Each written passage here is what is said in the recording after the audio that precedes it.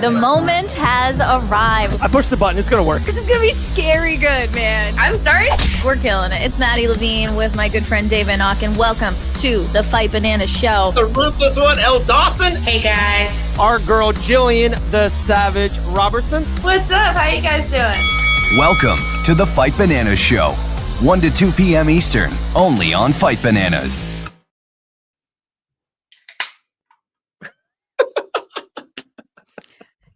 You know what that means, bitches. I'm about to get caffeinated up, and we're about to have the Fight Bananas Show. Wow, let's go. Happy Tuesday to everyone and all. What's up, guys? Dave Van Auken, Miss Maddie Levine, the one and only. When she gets caffeinated, it is on a whole other level. Guys, look at the bottom. Absolutely stacked show. That's what we do. I'm so excited. We got a killer lineup today. Shout out to our girl Elle, who's taken a much deserved vacay this week. That girl has been just crushing it left and right. She's turning into you, Dave. If she could make like another Elle, she could do all the things that she could want to do. You know what I'm saying?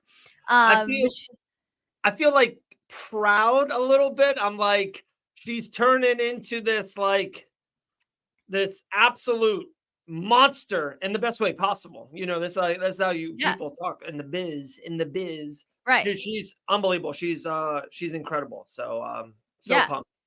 So pumped. She's taken much deserved time off. But we got plenty to get to. We got some killer guests today. Coming up in just a little bit, we got Dakota Bush, Karisa Maxwell over at PFL joining us again to kind of just give us a little love about how Hollywood went, and then it's off to Washington.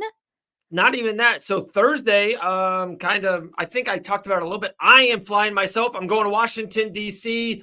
Francis Ngannou and Cyborg, Larissa Pacheco, and Francis is fighting Renan Ferreira, and then Jake Paul. They're doing this monster press conference. We are going to be there. It's going to be super fun. That's Thursday, Washington, D.C. Karisa Maxwell is going to be there. So we're going to have a good time. I might have to buy her a drink. I might. Well, I mean, yeah, if you're a true gentleman, then you will buy her more than one. But I'm not buying another lady more than one drink. You know what? That's fair because you're a true gentleman. There you go. Our girl Gillian will be on it too. And then this is a fun one. Josh Palmer. So everybody's talking about the Craig Jones Invitational. Josh Palmer was the lead commentator for the first ever CJ. So we're going to get a firsthand account on how that went down. And then shout out to Redefince Violence. The owner will be joining us to wrap up the show and tell us a little bit about all their stuff. But I love it. Dude, wild weekend of fights.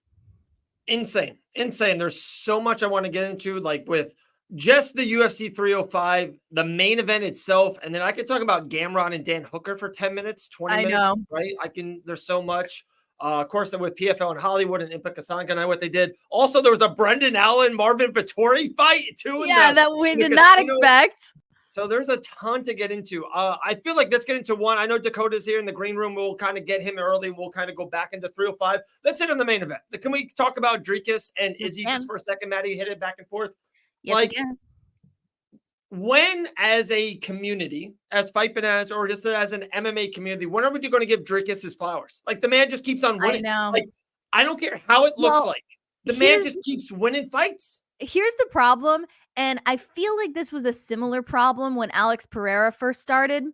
They're not visually appealing. Let me explain. Not talking about they're hot or not. I'm talking about the way that they perform and they're striking. It's kind of unorthodox. You have Alex Pereira who throws punches in a very weird way sometimes from weird angles.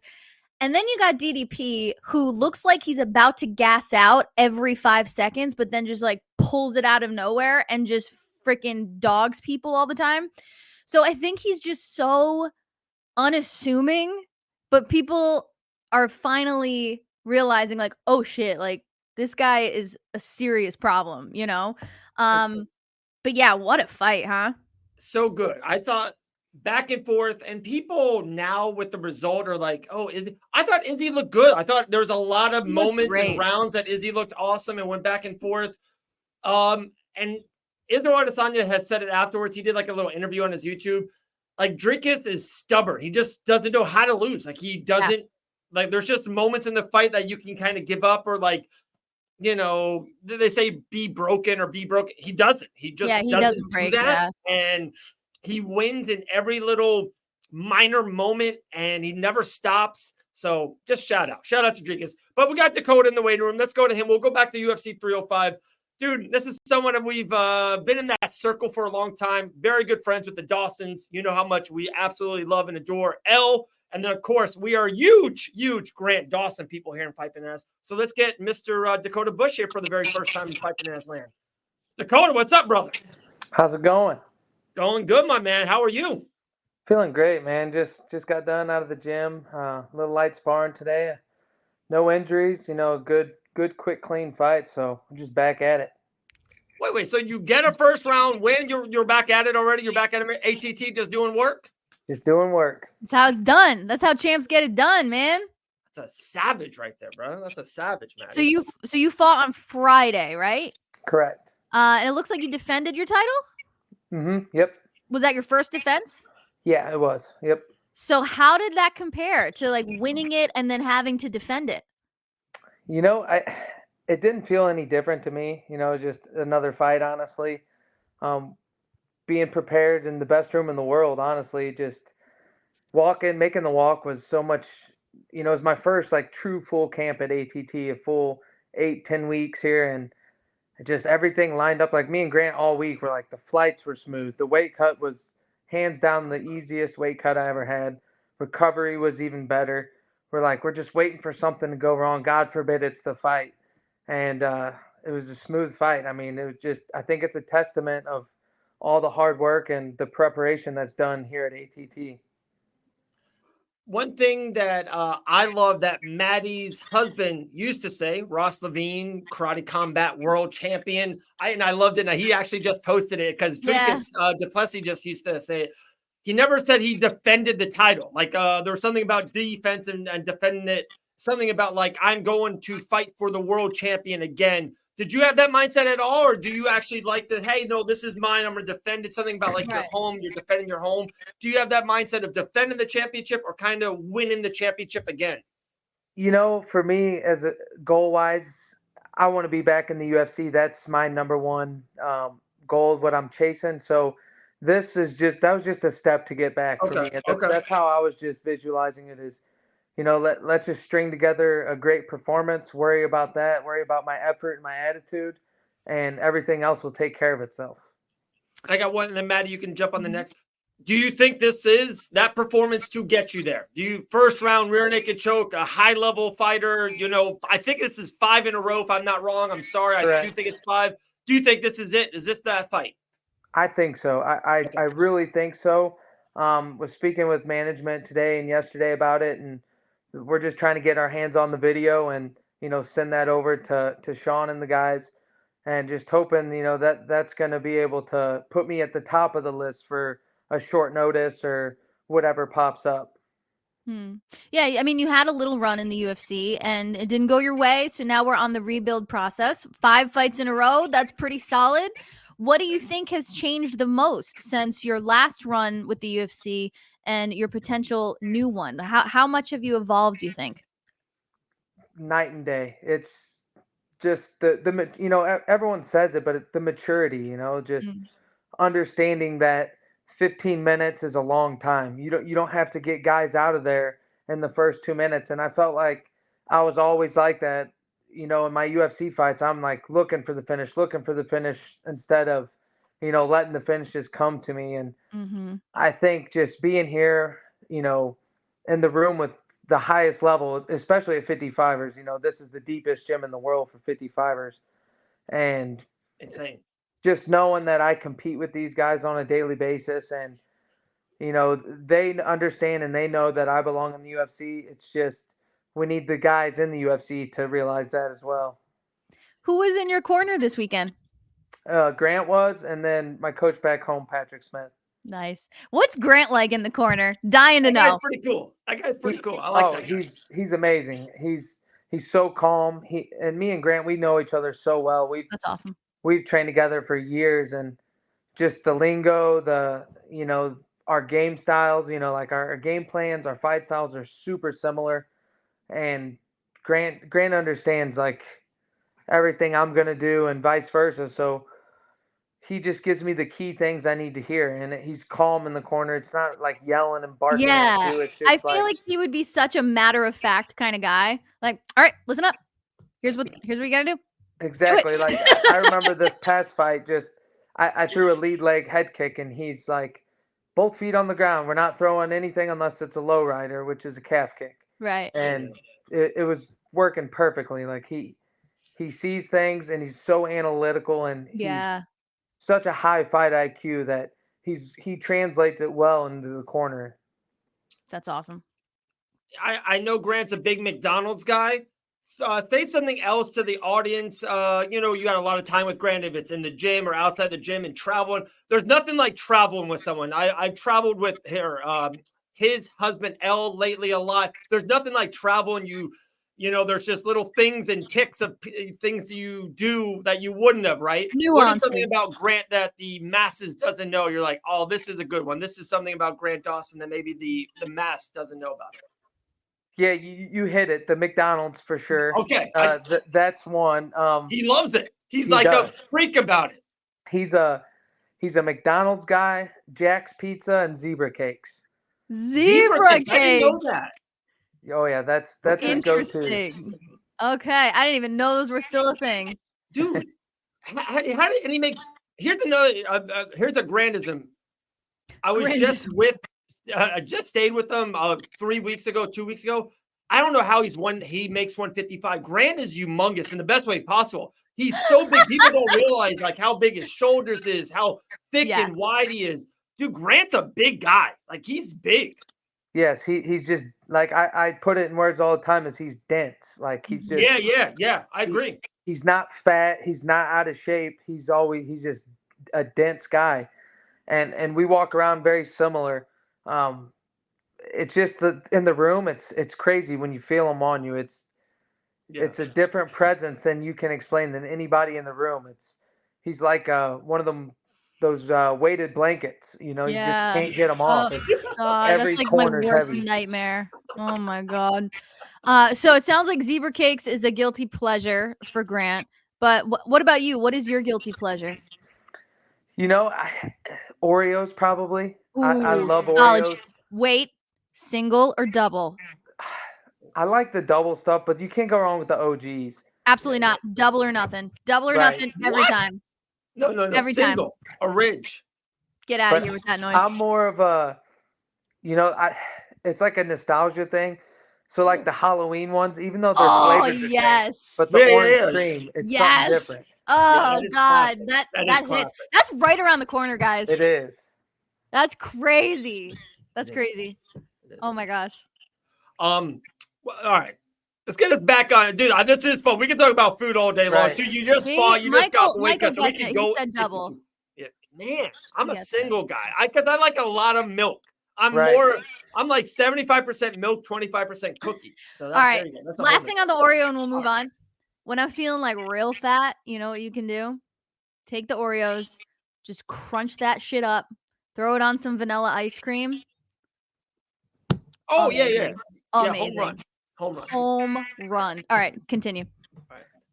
I was gonna say, Dakota. So if you keep the weight down, and I know if the UFC is the goal, I love the Contender Series. Huge Contender Series guy. If they offered you a Contender Series, would you take it, or do you think you're above the Contender Series and you're kind of waiting for that short notice UFC fight, or even a full camp UFC fight, kind of a 4-fight deal, 2-fight deal? Right. Obviously, that's what we would want. Yeah. But if they call for the Contender Series and it's a great matchup, and I'm for it. I truly don't think they want me on the Contender Series just because I guess I feel like I'm a prospect killer. They don't want the up and coming guys to have to fight a vet necessarily, and I don't think I could be wrong, but I don't think a UFC vet's ever fought on the Contender Series previously yet. So I see what you're saying. Yeah. Mm-hmm. Yeah. but No, if you're they probably called, I right. would definitely hop on. Dakota, can we talk about this? Can we talk about your fight name, Harry? Can we We can. what? Why? So there's a little backstory behind it too. Okay. My grandpa and my uncle, their names are Harold. Okay. So Okay.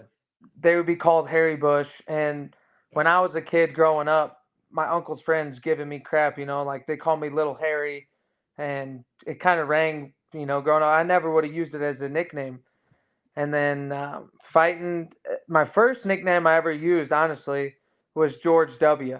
That was the first one I used. That's good.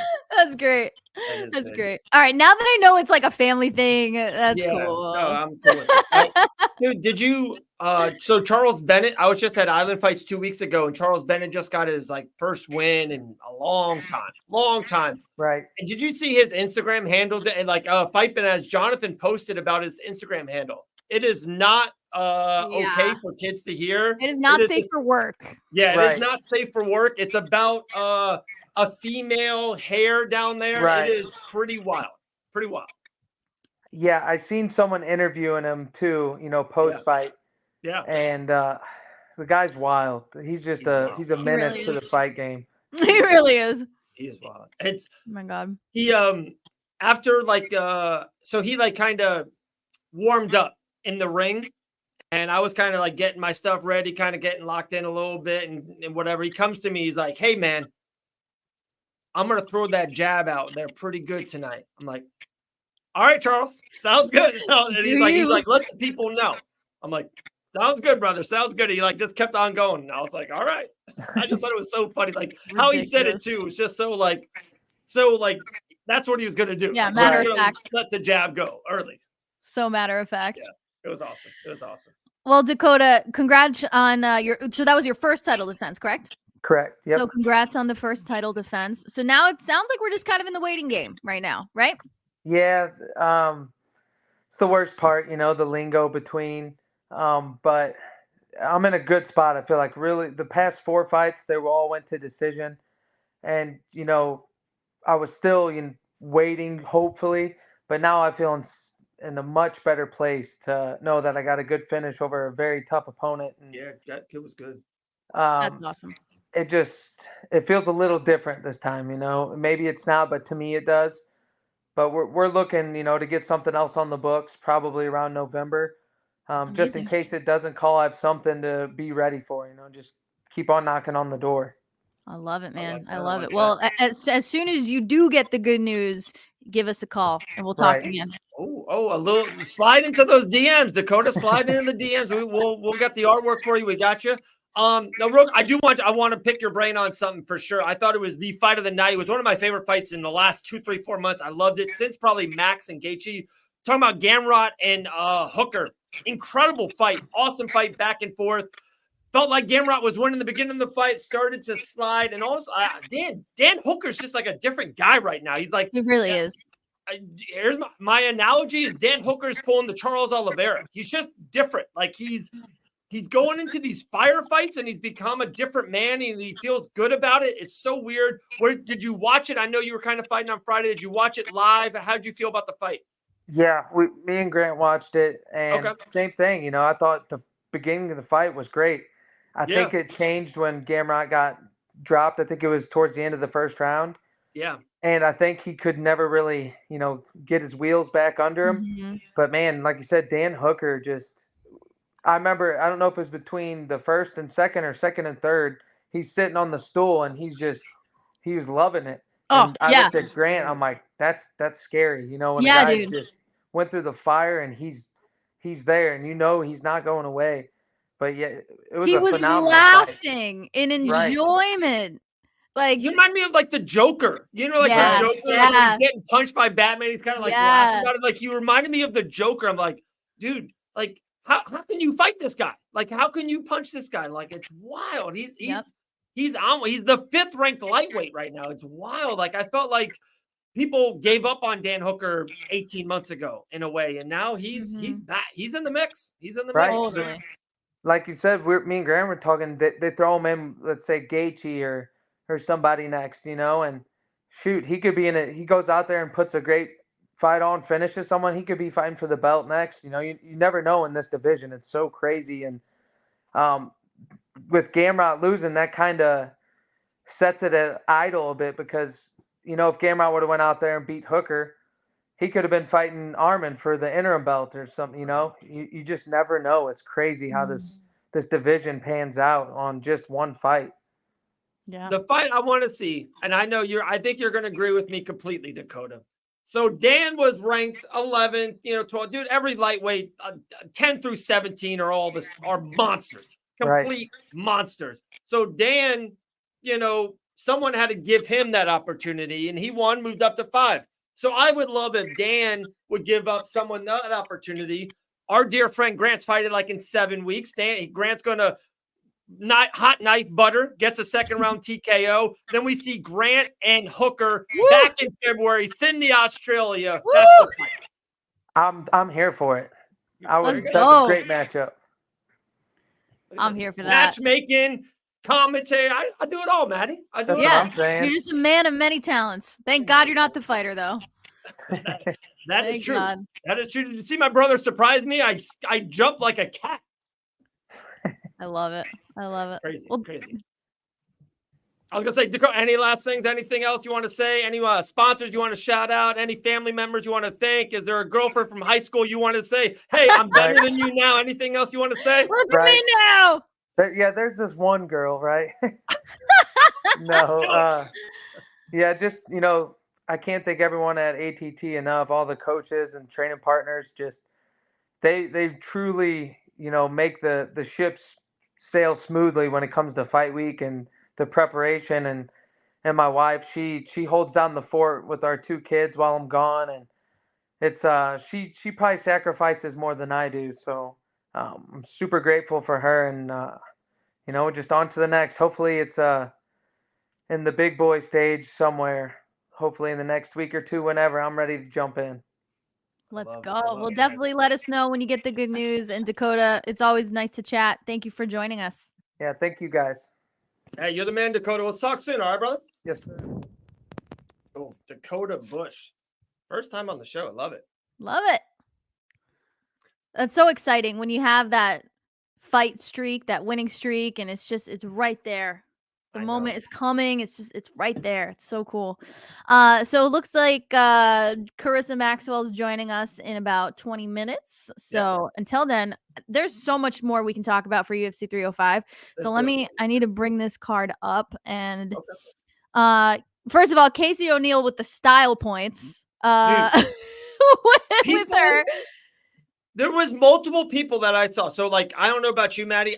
We at the Van Auken house were super into the Olympics. We were all in for the Olympics. So I saw a lot of people were they thought they didn't understand it. They were very negative about it. And I was like, no. About the breakdancing? Yeah. Yes. They didn't understand what she was doing. I was like, no, there's they didn't understand what Casey was doing. Yes, correct. Where have you been? Literally, you don't even have to watch the Olympics. That breakdancer went mega viral for being the biggest anomaly of the Olympics ever. Unreal. But yes, huge style points for Casey and a big win for her. That's exciting. What word did you say? Anomaly? Anomaly? Is that a new word for you? Dude, you are amazing. You are amazing. Anomaly. Definition. Adjective? Does that mean It means a mystery. You know what? Anomaly. Definition. Yeah, give it to me. I want it. I'm gonna use it with Jake Paul in the press conference. When something is unusual compared to similar things around it, it's an anomaly. It's irregular. Okay, I like it. I'm in. Jake Paul is an anomaly. I'm gonna say it to him. I'm really 48 hours away. I'm like, hey, Jake. Oh, perfect. Yeah, Tisser explained it way better. 1 in a million. You're 1 in a million. You're an anomaly. Oh, okay. Yeah. Shout out. This is my Dave, real quick. Yeah. This is my prom date. Mike Tisser right here. Senior prom, baby. Let's go. Wait, that was your prom Mike date? Tisser right here in the comments. That is my prom date. Wow. What's up, buddy? Well, no, we went as besties. It was so much fun. We had the best time. It was great. But yeah, huge Fight Bananas fan. Gotta love it. Okay. So let's get back to this card before we run out of time. Let's see. Junior Tafa. Oh, I mean, we gotta touch upon this whole verbal tap, if you will. To me, very cut and dry. You screamed in pain. That is a verbal tap. 100%. Done. Yeah. It's funny that we should be on opposite sides so we can debate it. It's better for podcast or radio, right. But you're 100% right. So cut and dry. Yeah, and I was so disappointed, and maybe there was just like a slight confusion with DC and what's his face? Dominic Cruz. But you guys are professional UFC fighters, and you're telling me that you don't know the definition of a verbal tap? I don't understand. Like, you're trying to sit there and be like, oh, the ref is taking away opportunities. What do you mean? Like, the ref has one job and one job only: to emulate the rules and make sure that the fighters don't get hurt. That's it. Yeah. If the fighter is screaming and writhing in pain, that is a verbal tap. Done. You're out of there. I was so disappointed in Tafa for being upset, first of all. And then, to have the commentators just not agree with it, I was like, come on, guys. Like, that's their job, you know? Yeah. So, yeah. No, I'm with you. Yeah. I don't know. That was a little weird to me. But the main card, absolute fire. I was watching from the comfort of my Airbnb in Nashville, going absolutely crazy watching this. Prates. Can we talk about Carlos Prates? Yes. Dude. So we were doing the watch along, UFC 305 watch along. Our main man Michael and my little bro who surprised me for the kind of birthday bash we had. So it was awesome. We had a ton of fun. And this was like the fight the rest of the fights I felt good about one way or the other. This is the one I was intrigued about because Carlos to me is that guy like this, and it always happens. You're younger, probably more talented, better. But when you fight a veteran guy, it's like, is he going to break through? Is it too much too soon? Because sometimes the veteran guy just kind of beats you on being a veteran and being there before and on pay-per-view and being under the big lights. Carlos looked amazing. Like, he's really just so fun to watch. So many weapons. I thought he looked awesome. I can't wait for his next fight. Like, his next fight's a big, big fight. He couldn't miss. Like, his cross was just lethal. It was wild. And Lee isn't somebody that typically gets knocked down. I don't think he ever gets knocked down. So you have to consider the power that's coming from Prates is something that needs to be on everybody's radar, because that was wild. Tai Tuivasa and Rosenstrike, I didn't expect it to go to a decision, really. I don't know. That was kind of lackluster for me. I got a feeling. So on Thursday, PFL Washington, D.C. has this great press conference. You got Francis Ngannou and Renan Ferreira and Jake Paul, Larissa Pacheco, Cyborg. I got a feeling we might see Tai Tuivasa at that press conference, okay? Why? Oh. He's done. 5 in a row? Dude. Yeah. 5 in a row. You're done. Yeah, that sucks. He's funny. He's entertaining. There are no hard feelings. I know that's going to sound cold.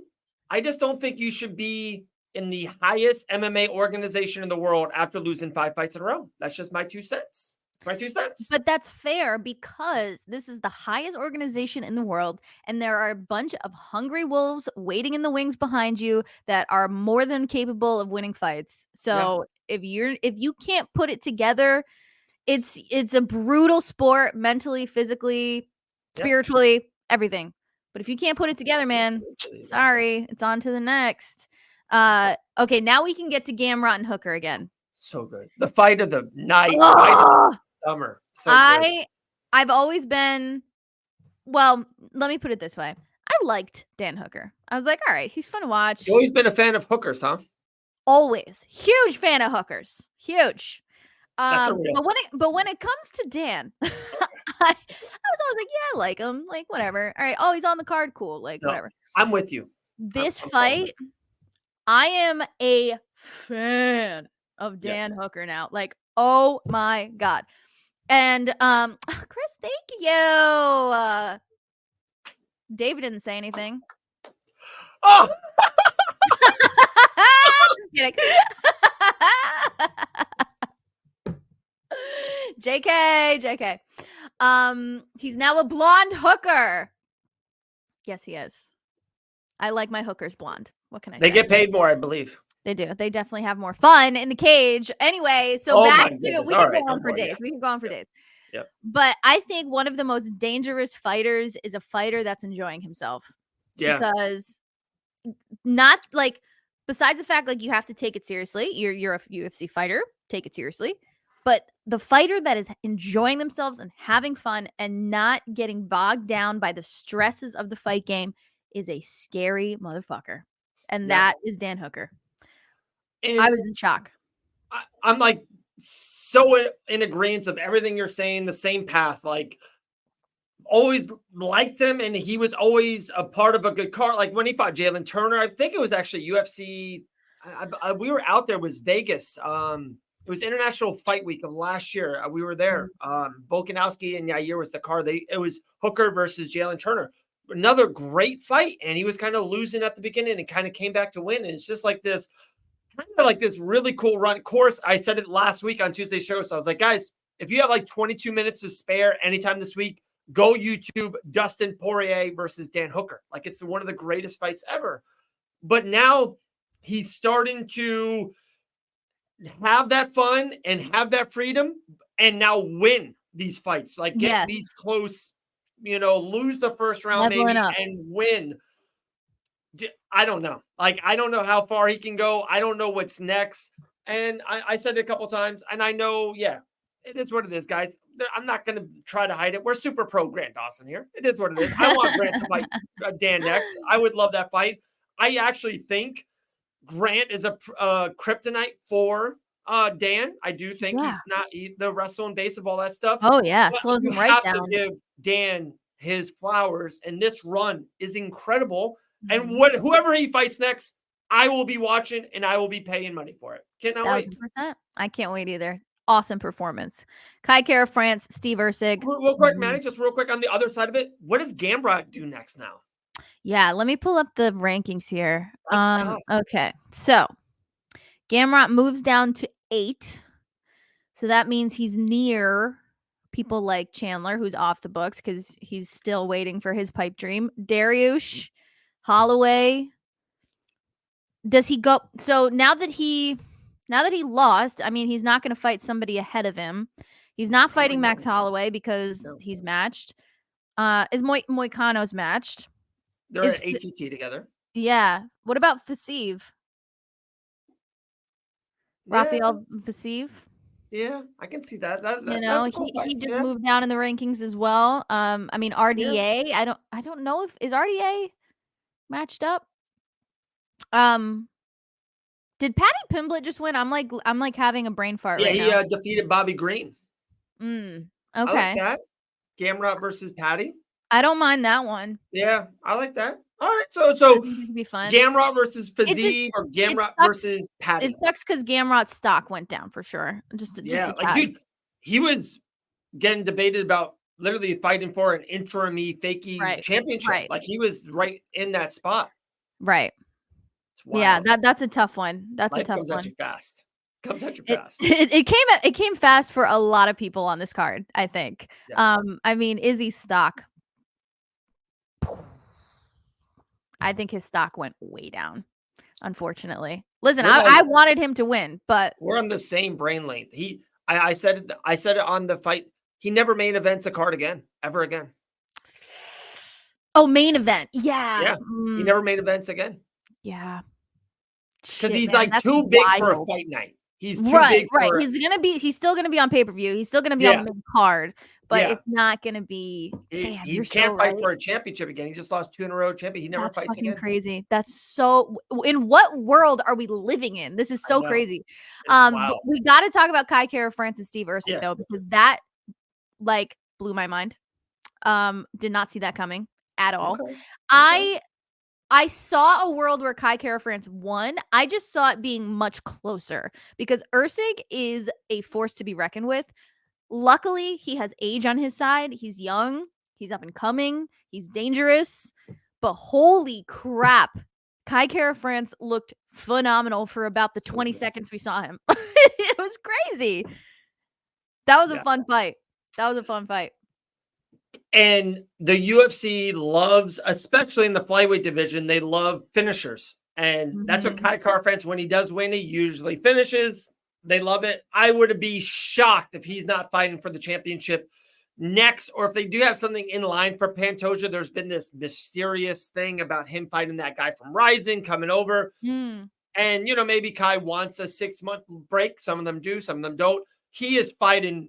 Kai Kara France's next fight is for the UFC Flyweight Championship. No doubt about it. You think? Okay. Yes. Yeah. I don't think, for sure. I don't think I know. I don't want to be that guy, but I just. No, I'm totally here for it. I mean, he's fresh. He's not injured. He's probably right back in the gym today. Yeah, I can see that too.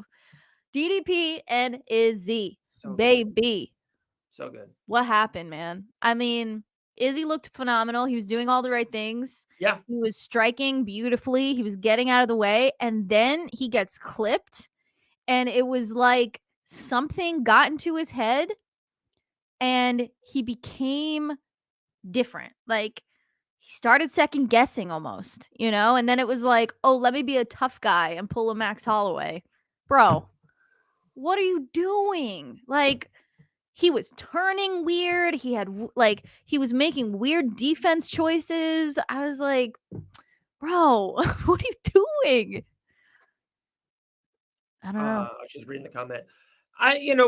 Two things. One, of course, you're fighting a guy like Dricus du Plessis for around 15 to 18 minutes. You're tired. You're mentally tired. You're physically tired. You start to take short ends and short corners and shit like that happens. That's a part of it for sure. And then 2 is, like you said, there was just Dricus fights in this such a weird manner. He just doesn't fight like anyone else. He's kind of such a funky offensive style. And it's like, I can't put it into words the correct way. It's just like, it almost makes you fight a different way. Izzy doesn't fight the way Izzy wants to fight because Dricus is fighting this hunky, churky style. It's just totally really weird thing. And it goes back to what I was saying earlier about he's so unorthodox, and it's almost like he's just throwing to throw, but there is a method behind his madness at all times. And for sure. Yes, it looks like he's about to freaking pass out at the end of each round because he's so tired. But he just gets this second shift every time he needs it. It's wild. So DDP champ status. So killer. Talking about a second shift. Let's talk about someone who's working their tail off just in Hollywood, Florida. Now she's in Washington, D.C. I can't wait to fly up. Going to say, hey, like I said, I'm going to ask her about the drink thing here. That's going to be my first question. We're not even going to talk about Jake Paul, Brandon Lockney, or Impic Kasanganai. The first question is going to be about the drink thing. Let's talk about the one and only Karisa Maxwell. Karisa, how are you? Hey, guys. How are you? Good, friend. How are you? Good. Hey, I'm here in D.C. The craziness of the week has already begun. I'm well overdue for a nap, but I'm happy to be here. So that sounds like fight week for sure. Appreciate it. Are you at the hotel? Are you at the PFL hotel right now? Yes, I am. So if you see random fighters or corners trying to, crash the call, it's beautiful. I got my confirmation last night. I cannot wait. Yes, it's a very, very classy establishment. So seeing everybody walk around in their gym gear is pretty hilarious. But that's great. So right off the rip, Karisa, we joked about it. Me and Maddie at the very beginning of the show. I said, because you have been so cool and so friendly here to Fight Bananas, I was like, hey, when I see you in Washington, D.C., I'm going to buy you a drink. I would love to buy you a drink. Maddie's like, no, you have to buy her 2 drinks. I was like, whoa. I can only buy her 1 drink. That's very gentlemanly. Pick up the tab, you know? What is that? What is it, a drink or is it multiple drinks? Where is that? I mean, I have never been known to just have 1 spicy margarita. It's usually 2 or 3. Who pays for them is always up in the air, but I do enjoy a good Fight Week spicy marg. Now, to be clear, gentlemen, she is a taken lady. Yes. So she did. Nobody gets too last week or a couple weeks ago on the show was the whole talked about the wedding and all that. That kept you busy for a long time. So there, for sure. Yeah, it's a full-time job. Yeah, that's for sure. Talking about staying busy, there's so much to talk about going forward, but that's just gonna go back just for a second. PFL Hollywood, beautiful casino. You're in the Qatar. Ipika Sanganai is winning fights like always under the PFL banner. Give us a real quick 30, 45-second synopsis on PFL Hollywood. PFL Hollywood was absolutely chaotic. There were so many influencers and celebrities and fighters that were there. Everybody thought they were more important than the next. It was overwhelming. We had all of our executives there. It was just a really fun, exciting night. I think it may have been our rowdiest crowd yet. They were definitely indulging in multiple spicy margs leading up to the main card. Brawls afterwards? Maybe a couple brawls in the casino floor? The fights continued after the main event for sure. I know everybody saw that clip, but yeah, it was a really great night. I mean, that card, the lightweights and the light heavyweights, every time we have an event with them, it is probably the hardest for me personally because I'm like so close with all of those fighters and I don't want any of them to lose. And I'm always so happy, but equally so sad. So especially, seeing who advances to the championships, that was definitely a tough one. I never like to lose, but so excited for Ipika Sanganai. So it was an incredible event, and we're all so tired, overwhelmed, and now here we are having to do it all over again, plus a pay-per-view press conference on top of it. Love it, Matt.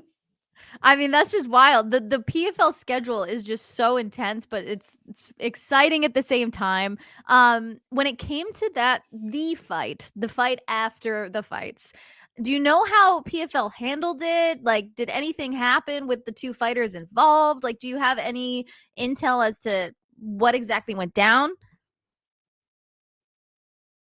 Oh no.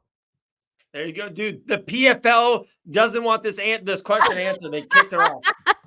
They're like, yo, get her off. There you go. The hotel service is always a tough one. That's a tough one. It happens. But that girl is a workhorse, and it sounds like she needs a spicy marg and a nap. So hopefully she'll come back. But in the meantime, that's so exciting. You get to go to Washington. I know. I'm kind of pumped for it. Yeah. I mean, a bunch of studs are going to be there. Yeah. And Washington, D.C., I guess there's a lot of stuff going on right now. Is this like a big season in Washington right now? It is a pretty big season in Washington, and I just want you to be careful. I feel like I need to say that. Like, I don't know. Like, our country's in a really weird place right now. Like, I think going to Washington, just like, I don't know, be careful. Yeah. Don't leave the hotel if you don't have to. The hotel looked amazing. I'm me. I can stay in that hotel forever. I can go right there. There's got to be a bar / I'm food sure. area. I'm sure. Yeah. A classy joint like that definitely has its own bar. And the PFL, they do a really good job. I guess the arena where it's at, the press conference and everything is at just right down the road. So yeah. What's up, Chris? Are you good? Yeah, I'm trying to make sure we've got a good Wi-Fi connection. Okay. It's always a conference going on too, so I think we're sharing the network with a lot of people. Hotels Dude, are tough. That hotel. Look at that. Look it up. Woo! Okay. There we go. I'm bringing my tank top. Is there a pool there? If there is, I haven't seen it. There is a very nice gym, but There's one thing, little side note, like I don't know why I'm terrified about working out in front of fighters, just because I know they're just so much better at it than I am. So last night I'm like, oh, I'm going to go to the gym, get my workout in. And I walk in and there's nobody in there. And then immediately after, like 4 fighters and their whole corners come in and they're like, being all grunty and manly. And I'm like, all right, well, I'm going to go. So, Oh, come on. Assert your dominance, Karisa. No. I will triple down on that, Karisa. I'm a man. I'm a very confident guy. I don't need them correcting my form. No, yeah, I feel that. Like, I don't need you to tell me how to squat or anything. Thanks. See you later. No, I get that. But moving forward, a couple quick ones, and we'll let you run. I know the Wi-Fi and everything. Let's talk about this press conference. Jake Paul, Francis Ngannou, Ferreira, Larissa Pacheco, who I will say I feel like is being overlooked right now in this press conference. Cyborg's first kind of time under the banner. Give us same thing, a minute and a half about this huge press conference.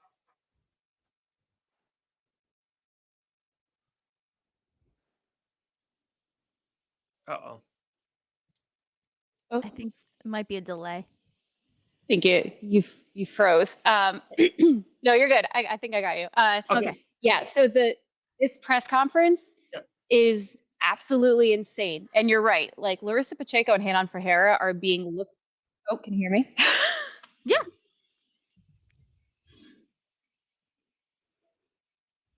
Darn it. Oh man. Yeah. Okay. Cool. Stupid Wi-Fi. Larissa Pacheco and Hanan Ferreira are absolutely being looked over in a sense where like they're not the household names, right? Everybody's talking about Francis, everybody's talking about Chris Cyborg, but having Jake Paul host this press conference, we're going to get a whole nother demographic, as you very well know, tune in to see what this fight is all about. And I'm kind of okay with Hanan and Larissa being the underdogs and being unknown, because I think that there's a really good possibility that they could come in and shock the world. Hanan he's got such a great personality on top of just being this behemoth of a fighter, of a human. He's so large, he's so nimble, he's so flexible. But, just like a lot of fighters have, if you don't speak English, it's really hard for people to know who you are. So that's, I kind of got to do that with him this week, to get his personality out there. But I think once people really get to meet him, he's going to get a lot of fans. And, Jake Paul just makes everything a spectacle wherever he goes. So I'm excited for this press conference. How we're going to go from official weigh-ins to the press conference to ceremonial weigh-ins with all of the promo shoots and everything in between is kind of, again, spicy margs will be needed. But okay, I got you. So 2 spicy margs. Fight Bananas has got you on the 2 spicy margs Thursday night. After all that, we got you.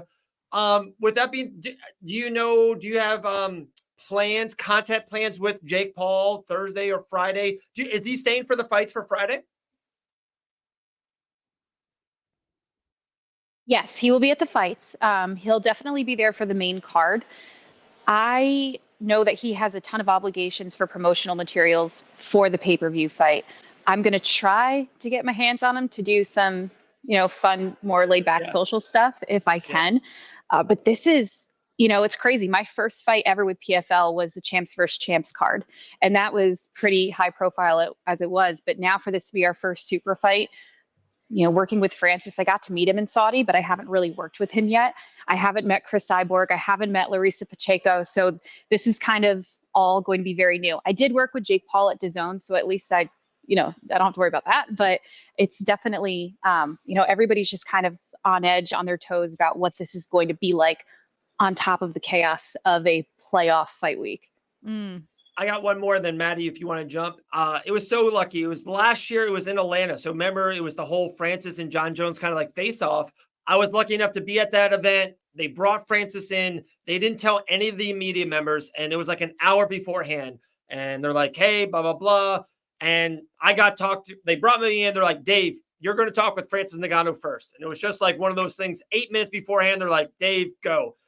Francis Ngannou, behind the scenes, was the nicest man I've ever talked to, looked you in the eyes, was very kind, you can just tell, like, when some people are putting it on and off, you know what I mean? But you can just tell he was very cordial and very real about it. It was awesome. I always was a big fan after Francis Ngannou after that. He was just very, very nice, very well spoken.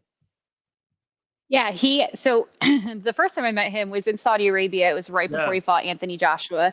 And we actually had to go to his house to set up for his interview on ESPN, where he was going to be announcing that he would be fighting the winner of Kaynan Ferreira, Ryan Bader. And he was very much in the zone because he had a huge fight with, former world champion coming up. And I was so scared, like not even not in a starstruck way, but in a I'm so sorry, I'm in your space. I'm just gonna be over here by the wall. And you could tell he was, not that he didn't want us there, but he was very much I'm doing you a favor, kind of doing this because I'm in the zone. Totally understandable. So the next night when he came out to the fight, I was kind of expecting him to be the same way. But he was very oh, hello, hi everybody. It was so nice. I'm like, okay, even though it was still, fight mode for him, he was happy to be there. So I'm hoping he hasn't quite gone into fight week mode yet. And I can get the, fun Francis, but we'll see. I mean, either way, it's going to be insane having all of these fighters here in one place and dealing with all of them. That's the cool part about working in the fight business, though, is we get an opportunity to see these fighters in a whole different light, and we get to see, the fight side, but we also get to see their personalities come through. And that's one of the best parts. But when you're looking towards what's coming up for PFL, so many things, what is your prediction for fight of the night this weekend? Ooh, I expect the rematch between Busayev and Ramazanov. There's all these names we've got so many Russians in the playoffs, and I'm they're all welterweights. There's all 4 welterweight names are I know. It's I got practice. I know. I don't know how the I go with the first name usually. Exactly. Yeah, Shamil and Murad. There you go. Yeah, so I think that rematch is going to be pretty exciting. But the main event, Brendan Loughnane, this is his 3rd fight this season, his 3rd main event, and each one has been really exciting. And Kai Kamaka has continuously put on a really good show. So I expect that fight to be pretty intense. I'm excited for it. And, it's good to see Naaman Gracie back filling in for Don Madge, especially since he beat Don Madge. So hoping that Naaman has that opportunity to really show off his skills in the co-main event too. So I think it's going to be a really fun night. It's always funny. I feel bad by the time we get to this 3rd week of fights. I'm always like, who's fighting? What are we doing? Right. Well, the schedule is just so insane. The tournament style just makes for a crazy schedule. So, you're so right, Maddie. It's so much going at once. But then one thing I've always kind of said, I've never been I've told people behind the stage, and I guess we're going to talk to Murray at PFL kind of in between there. I feel like they need to fill in some gaps because sometimes I feel like the PFL goes away for too long. You as a consumer, you can't go away from us so long, or we'll find something else. We'll Don't leave us. We're bad. Americans, we need something all the time. Yeah, and if you go away for 6 weeks, it's I got to do something. I need something on Friday night. Yeah. Well, it's crazy because obviously this is the first year that we've been with Bellator as well. So trying to get those schedules to work out. I think we were in Salt Lake City when the Dublin fight was happening, and we're all like, wait, we want to watch that fight, but we can't because we got our fight and we're doing things. So ideally, the schedule is alternating between PFL fights and Bellator fights. I'll be going to San Diego for that card, which is exciting. But no, I agree. It's weird. You go from 3 weeks on a road for people working for the promotion, of course, 3 weeks on the road, back to back traveling circus. And then we're home for 5 weeks. And I'm like, I don't know what to do with my hands. That's funny. We need a little more balance. Yeah, I think Elle, I don't know if you talked to her in Hollywood. Elle's going to be out there in San Diego, so it's crazy. You are you are getting the full Fight Bananas family feel. You are seeing. I know I was going to be supposed to be in Hollywood. Some awesome family stuff happened for me, so I decided to stay back. But I'm excited. I'll be flying out tomorrow. Anything else, Chris? Anything else? Anything behind the scenes? I saw you walking around Washington, D.C. with Brandon Loughnane. That had to be fun. Is there anything else popping off that you want to, tell the fans about? Yeah, so tonight we're partnering with a charity while we're here in DC called Fight for Children, which is a nonprofit that provides funding and resources for over 40 organizations and sports recreational facilities throughout the greater Washington area. So tonight I'm going with Kai Kamaka and Ray Cooper III to the Alexandria Boxing Club, and they're going to teach a sparring class to some kids. So cool. Yeah, very, very excited for that. Brendan Loughnane is actually on Good Morning Washington right now. So working on that little promo.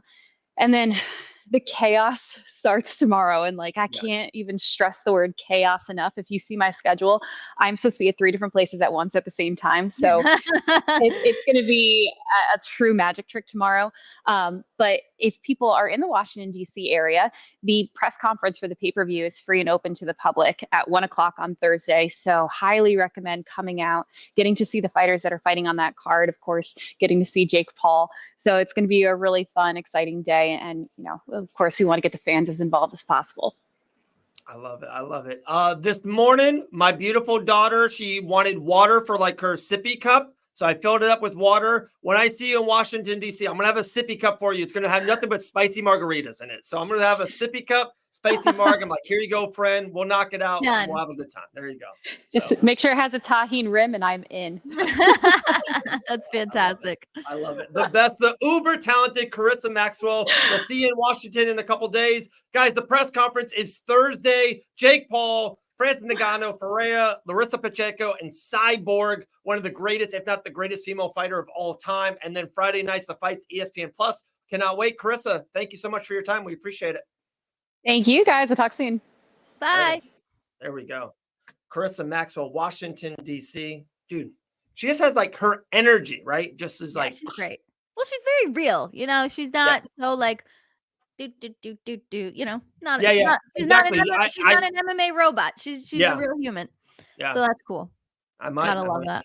Who won the brawl? I saw video of Marvin. Dude, yeah, that video of Marvin Vettori and Brendan Allen. And let's just say this. And I don't want to talk about it a lot because Fight Bananas talked to both men that were involved in this behind the scenes. And let's just say they're not really allowed to talk more about it. Yeah. Let's just kind of say that. That makes sense. Because you know that video came out and they both got a call. They both got a phone call being like, y'all are dumb. Don't talk about it. It's a good question, Sean. Very, very good question. Really wonder how Francis is going to come back to MMA. He looks at being knocked out of boxing. That is true. Like when people lose in MMA, especially in a knockout, people are like, oh, how are they going to come back? What are they going to do? No one's thinking about this. That's how he actually lost his last boxing. He got TKO'd like twice, kind of because he got knocked out, stood back up, and then got knocked out again. Right. That's a very good point by our man, Sean Sterling. Very good point. Yeah. Sean, thank you so much for the lovely compliment. So here's what's happening. Okay, guys. Thank you. My hair looks fantastic. Thank you so much. You're glowing. Okay, here's what's happening, guys. Before we let Gillian into the room, I actually give myself time to get ready now. That's what's happening. I've adjusted my schedule where I'm not riding around like a freaking chicken with this head cut off. I take time to get myself ready now. And I have great news coming. We're just going to leave it at that. But oh, you got news coming? Yeah, just like really, really cool news coming that like is making me glow from the inside out. So no, I'm not pregnant. I'm not pregnant. But like I have very good news coming. Just wait for next week's show. Done. Wait, you're going to announce it on next week's show? Yeah. There we go. Wow, we love it. We love good news here in Fight Bananas, and someone that always brings good news just with her smile and how she communicates with us almost every week here on the Fight Bananas show. Every Tuesday, 1:00 is Fight Bananas time, 2:00 is Savage time. One and the only Gillian the Savage Robertson. What's up, G? What's up, guys? How you guys doing? We're living, man. We're living. What a tease, Maddie. Next week, we gotta wait. I know. We can talk on the off-air show, but it's gotta wait. It's gotta wait. Yeah, for sure. Question about your hair. How often are you getting your hair done? Because it always looks so perfectly red. So I have a secret about that. Ooh. I usually get my roots done once every like usually honestly before my fights. My hairdresser always gets mad at me because I wait too long to get it done. But I use a shampoo and conditioner that it's a color depositing shampoo and conditioner, so it dyes my hair, like it keeps my hair bright red. That's So cool. Okay. yeah, whenever I use the conditioner, it just like brightens it back up, or else I'd have to get it done probably like every 3 weeks. Well, that's what I'm saying. Like, so many people get the color in and then it just fades so fast, but yours never fades. So that's a good secret. Got the Dave, secrets. use some of that for yourself. I don't know. What are you That's trying salt. That's salt and pepper goodness over there. Dude, it's a lot of salt lately. That's I mean, a all lot right. of pepper. Yeah. Salt. Salt. Salt's Salt. the white one. Yeah. Okay. So a lot of salt. Should I? I don't know. Anyway, Gillian, what's up? What's new? You're in fight camp. That's exciting. I'm in fight camp. I don't know. I think it's this eye. One of my eyes. I know I have this one. Yeah, little black Oh, eye okay. there. Little dinger. Yeah, it's officially back in fight camp then. Yeah. Before talking about G, and I'm a pro talking about Gillian person for sure. I think she knows that. I want to talk about your teammate who had one of the sickest head kick knockouts in the year. It was unreal. Anthony Pettis fighting championship. Get him in the UFC. Can we get him in the UFC? Can you talk about him? Name, Instagram handle, shout him out. Roy Echeverria. I was absolutely jaw dropped. I expected it, obviously, like something amazing from him. All of his fights are always amazing. To have a absolutely viral knockout moment like that is absolutely huge for him. I literally texted him right after the fight. I was like, it's on our IG handle, Maddie, if you want to see it. IG handle. Okay. Unbroken Roy is his IG. Unbroken Roy. Yeah. And yeah, I was just absolutely so happy for him. Texted him, I was like, just stay by the phone because Dana's gonna be calling any minute now. Oh, I love that. Has to. Oh, I saw this. Okay. Yes. Wow. Yes. Incredible. That's such a sweet compliment to say to somebody. Are you gonna hit it or no? Oh, you want me to play it? Yeah. Can you? Yeah, let me get this. You're so good at that. Shit. Let me get this. Hold on. He's John, got appreciate you, bro. Thanks, dude. So he's got like it's a funny you bunch say here. that. I'm starting. I used to go like far between haircuts, and now I'm starting to go more often. So I appreciate it, Sean. Thanks, dude. All right, here we go. But no, I think it was Sunday night, right? When that the fight happened. Roy? All right, you ready for this? You can see this, right? I think it was Saturday night, actually. Oh, Saturday night? Okay. Yeah. You can see this, right? Yes. Yep. All right, let's do it. Bring this shit only, baby. I already know what's coming. Let's go. Come on, Nick. Oh, he is down. That's crazy. Yikes. Yeah. That was insane. I loved it. All right. There we go. Dude, that's what we do. We're always passing it forward. Back to Gillian. So yeah, we're in fight camp. Folded like a lawn chair. Huh? He folded like a lawn chair. For sure. Is it the kind of, I don't want to, how should I word this? With your opponent being who she is it kind of like, hey, do you feel like you need to add anything new to the game plan? Or if you're Gillian the Savage Robertson that night, you should be more than fine. I guess every opponent we're adding something a little different to the game plan. Okay. Just whatever she's bringing to the table, we're gonna approach it in the correct manner. You know, yes, that's smart. So every fight I plan to approach them all differently, just to have. I feel like that's the problem with honestly a lot of I see it in female fights a lot. I guess it's probably male fights too. I'm just studying the female fights so much more. Whereas like so many of them just go out there and fight. It's not like they have a game plan. They don't have like a strategy to win the fight. They don't have like there's no thought process behind it. They're just going out there and being tough and fighting. And it's like, well, let's take the higher road on this. I want to make this easy for me. So how can we approach this smartly? Mm-hmm. Well, when you say that, G, is it kind of, like I said, don't say anything about the game plan, of course, but I'm just saying throwing it out there, like, so if she's weak with her back against the cage, or if she's weak in the middle of the octagon, or if she doesn't block leg kicks at all, is it like stuff like that? You find one or two absolute weaknesses and then just harp on that? Is it kind of like that? I guess a little, like, say for my Michelle Watterson camp, one we knew what to expect with kicks. So all camp long, I was working defending kicks and countering kicks. Yeah. And then finding my shots in between. And also, like, with someone like Michelle, we expected me not to be able to get her down easy, her to have very good balance on the feet. So we figured the upper body attacks would work better to get her to the ground. So it's like on all my takedowns, I transitioned from singles to upper body instead of staying on the legs, wrestling there, doing like just different ways we approach the fight, which honestly, like, doing the singles to the body wasn't me at the beginning of camp. I wasn't like, oh, I'm huge. Huge on this. I like this. This is going to be great. I just believed with what Dean said. He's like, this is what's going to work best for this fight because of this opponent. And I believed in him. And then once I got in the fight, I was like, oh, this was easy. Yeah. Awesome. I love that.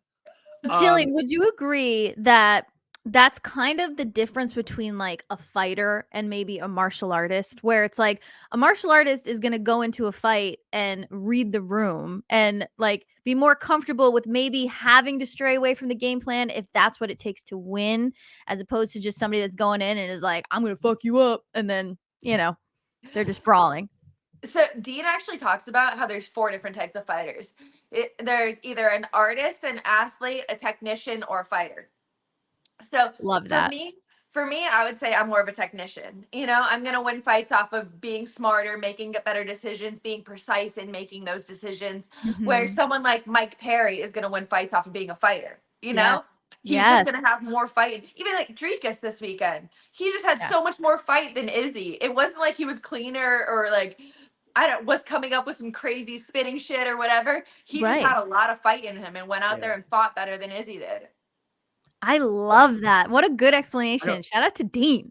Can you do that 4 again? A fighter, an athlete, an artist, or a technician. Jeez. He should write a book. That's great. A post. I'm like, Esther, some of the things he says, I'm like, it's just mind blowing all the time. I'm like, there's a reason why I work with him. Right. Seriously. For sure. All right. So I got multiple things. Of course, UFC 305, but I got 2 things in front of that. First and foremost, we talked about it last week on the show, even with James Lynch on it. I kind of threw it out there. I was like, hey, I'm hearing UFC Tampa's a thing. It is official. The UFC announced it, put it on artwork. Boom. Not even that. They announced, and I am hearing it's actually the main event. It is what it is, but I'm hearing Mackenzie Dern, Amanda Ribas is the main event. 12-14. I know it is close. Is there any chance one of those girls not feeling good? Tampa, Florida, close to home. Too close? Oh, no. I'm like, that is way too close. So we're getting the fight. We're getting the fight banana suite then. That's what we're doing. We're going to get a suite. Hell yeah. In Tampa. I'm down to go out there and get drunk with you guys. That. Hell yeah. Gummies and drinks. There exactly. Okay. All right. I'm like, we're about 1 month after my fight there. That's perfect timing. It'd be like my last party before I go back into camp. Right, exactly. So what are your thoughts on that matchup? That's an interesting one. Haven't they fought before? That's a good question. Let me see. I think this is a second. Let me see. Ooh, I don't think they did, but maybe. Wow. If it was a while ago. For some reason, I think they have.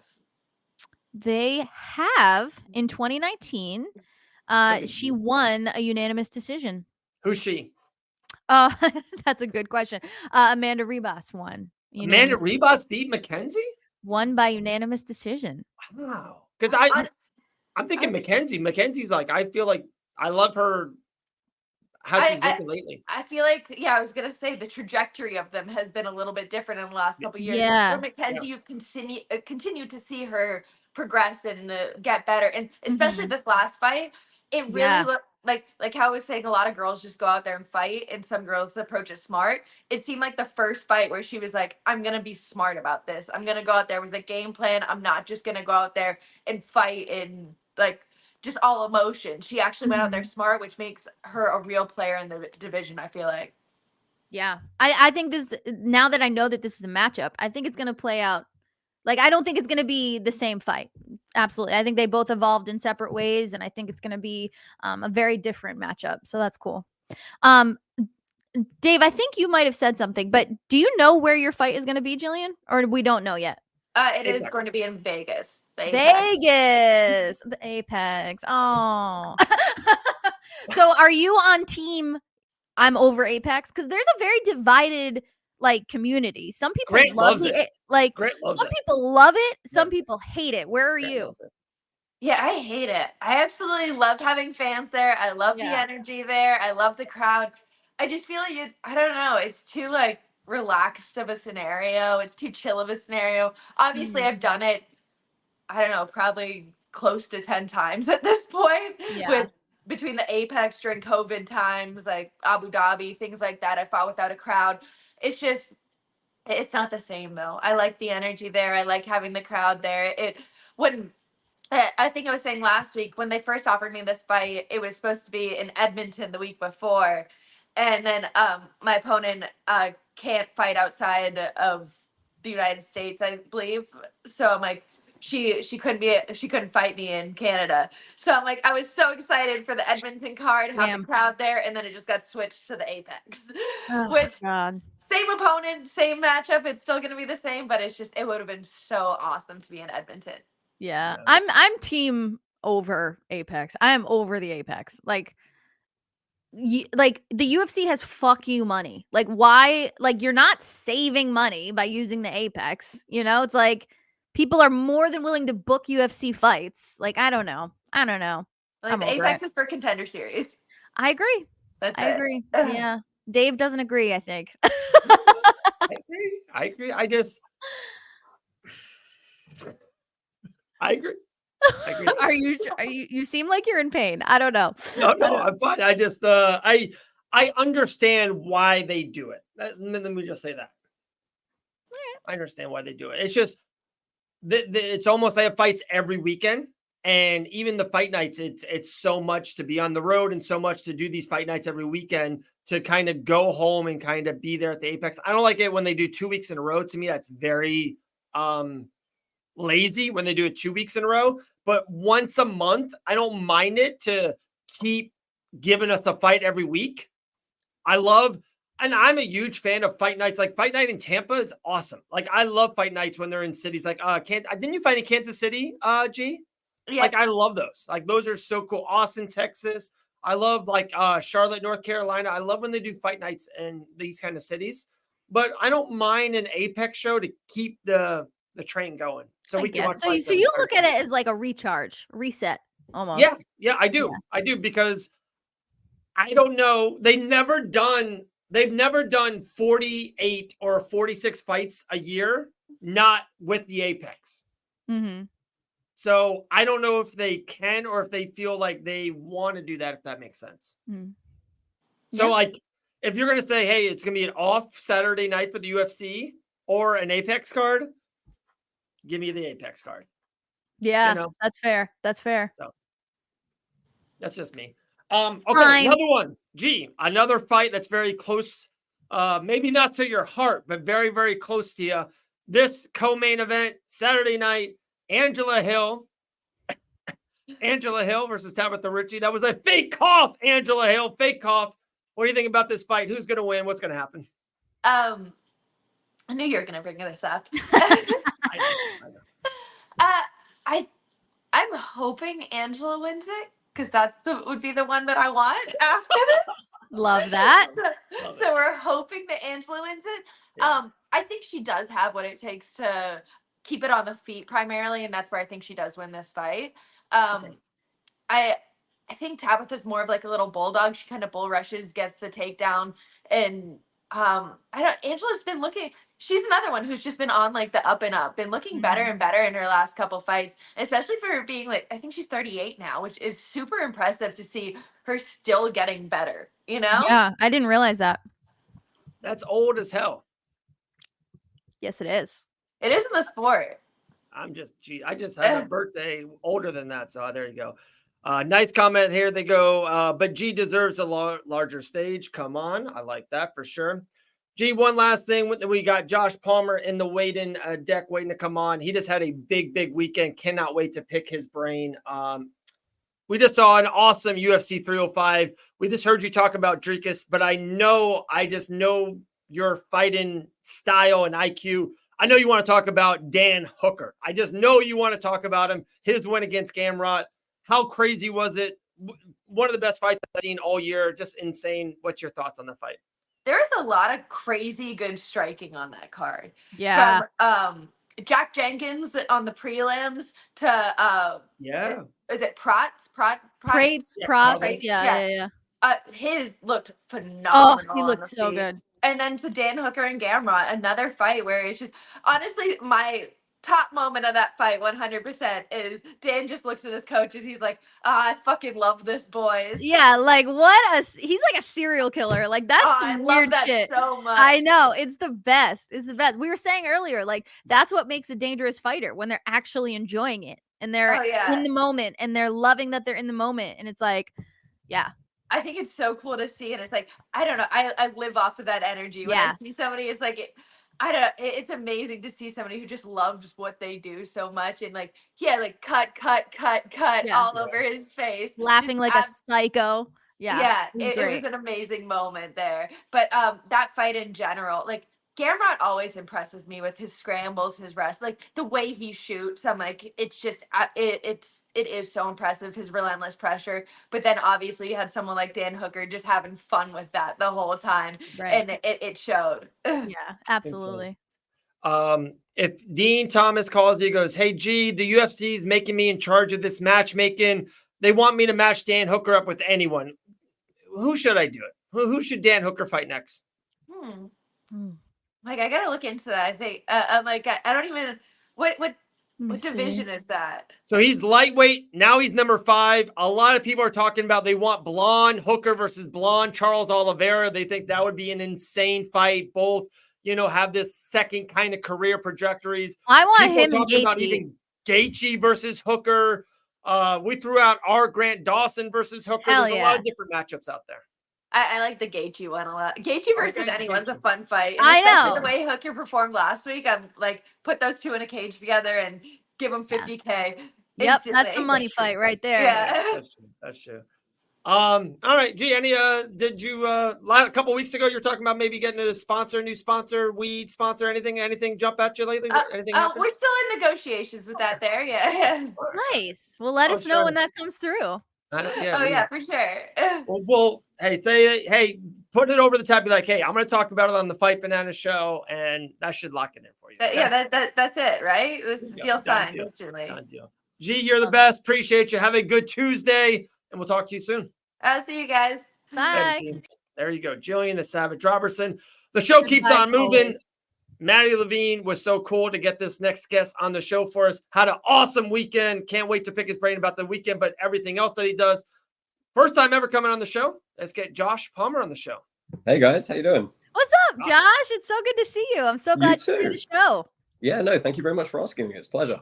Oh my gosh, absolutely. I mean, we needed to get the lead commentator from. I mean, everybody's talking about Craig Jones. Right. What an incredible first show. It was a little bit bananas, excuse the pun. Yes. It was crazy. Like, I've been very fortunate to be involved in a lot of events over the last kind of dozen plus years of doing this, and it was like nothing I've ever felt. Certainly for submission grappling. I mean, it was up there with like the biggest of like actual fight cards. To sell that many tickets for submission grappling with that kind of context, it was really just one of those situations where it felt like every single star aligned, and we got what was just 12 hours of insane entertainment. So So real quick, give us like the Reader's Digest version of the rules. I think it's called the Alley, right? Right. Which Alley, yep. And then give us like the lowdown on the rules. So most submission grappling events, right, they take place on a mat, and they're usually over an extended duration of time because it's quite hard to finish people quickly. So 10, 12, 15, even 20 minutes. This aimed to take the whole environment and put it in effectively what is the Karate Combat pit, right? Craig had experience grappling on Karate Combat, loved the idea, decided to make a slightly larger version. So that keeps the action contained. It stops resets. And then what he did was bring in the mixed martial arts scoring system of 3 5-minute rounds and use a 10-9 must system. Cool. He also expanded the 10-9 must system slightly in terms of how they were defining it. So we were actually, or the judges, shall I say, were far more inclined to give 10-8s or 10-7s. So there was a much higher gradation of scoring. And Jason Herzog was heading up that kind of officials panel, and they did a lot of rules testing and that kind of thing in the run-up. And it was brilliant. And then the other big difference, which, I think we might see people start adopting, was they did completely open and transparent scoring, which means when seconds are called out at the end of the rest period between rounds, the entire arena, the fighters, everybody, the stream, exactly, not just, what the score was, but which individual judge scored it which way, with their names and the accountability. I love that. Everything. Freaking brilliant. Freaking brilliant. I mean, that's brilliant. what it's got to be like, because when your name is attached to that number, boy, you better get that right. You better get it right. Yeah. I mean, look, credit to the 5 judges. That was some pressure because, your viewers who may not be familiar with the Craig Jones Invitational premise, it was $1 million. Like the winner of each of those brackets, $1 million. That's a lot of money. Yeah. The thing that I liked about it the most, Josh, is like, sometimes I say this even in MMA stuff, that I can see a round one way, and my brother could sit right next to me and see a score the same round a different way. They might like that one striking, position better, or the scoring grappling. So after a round, a grappler can be like, "Oh, wait a second, I thought I won or did good. They gave it to my opponent 10-9. I got to change up. I got to rotate on the dime." And I love that. I think MMA will go that sooner or later. It's wild. Just think about it. It's like the Super Bowl, and it's like, hey, we're not going to tell you the score to the end. We're just, we'll you guess, Right? It let the fighters adapt on the fly. That was the thing. Going into the third round, they knew, hey, we're tied. And we had a lot of fights tied going into the last round. And it just meant they had to push more. But you're right in that it brought up a lot of discussion about, hey, this judge saw it this way, this didn't. We saw it in the final of the under 80 kilo bracket. We had a guard player in Levi Jones-Leary and a top insane, past wrestler guy in Cade Rotolo. And it was a big discussion, right? Do we credit the guard playing more? It is jiu-jitsu after all. Do we credit the guy trying to pass? And there was a lot of discussion, and the judges were actually very split on who was initiating the more meaningful action. So it was very, very kind of tricky going into that. Yeah. Love it. Yeah, I mean, I was just in awe. Like, anytime it panned to the crowd, like, just absolutely packed. So many people in the stands for number 1. You know what I'm saying? Oh, yeah. And then, over the past few years, I would say jiu-jitsu has found its way into the mainstream MMA media circuit, right? What do you think has attributed to the growth of jiu-jitsu? And do you think we'll ever see an MMA fan finally stop saying, let them up, let them up? Like, I feel like the growth of jiu-jitsu is exploding. Yeah, I mean, that's a great point. It's definitely exploding. It's exploding from a casual involvement perspective, right? Like, mixed martial arts is hugely entertaining to watch. It ain't that fun to do, right? Like nobody likes getting punched in the face that much. Some people do, but it's not everyone's cup of tea, right? Mixed martial arts gyms sometimes have a bit of a stigma. There's a lot of egos. It can be a very not engaging environment for your average hobbyist consumer. Jiu-jitsu, on the other hand, is extremely accessible, and it allows people to get into some form of combat art that has a tremendously positive influence on their lives, their social circle, their personal development. It's a great challenge, keeps you fit, all that stuff.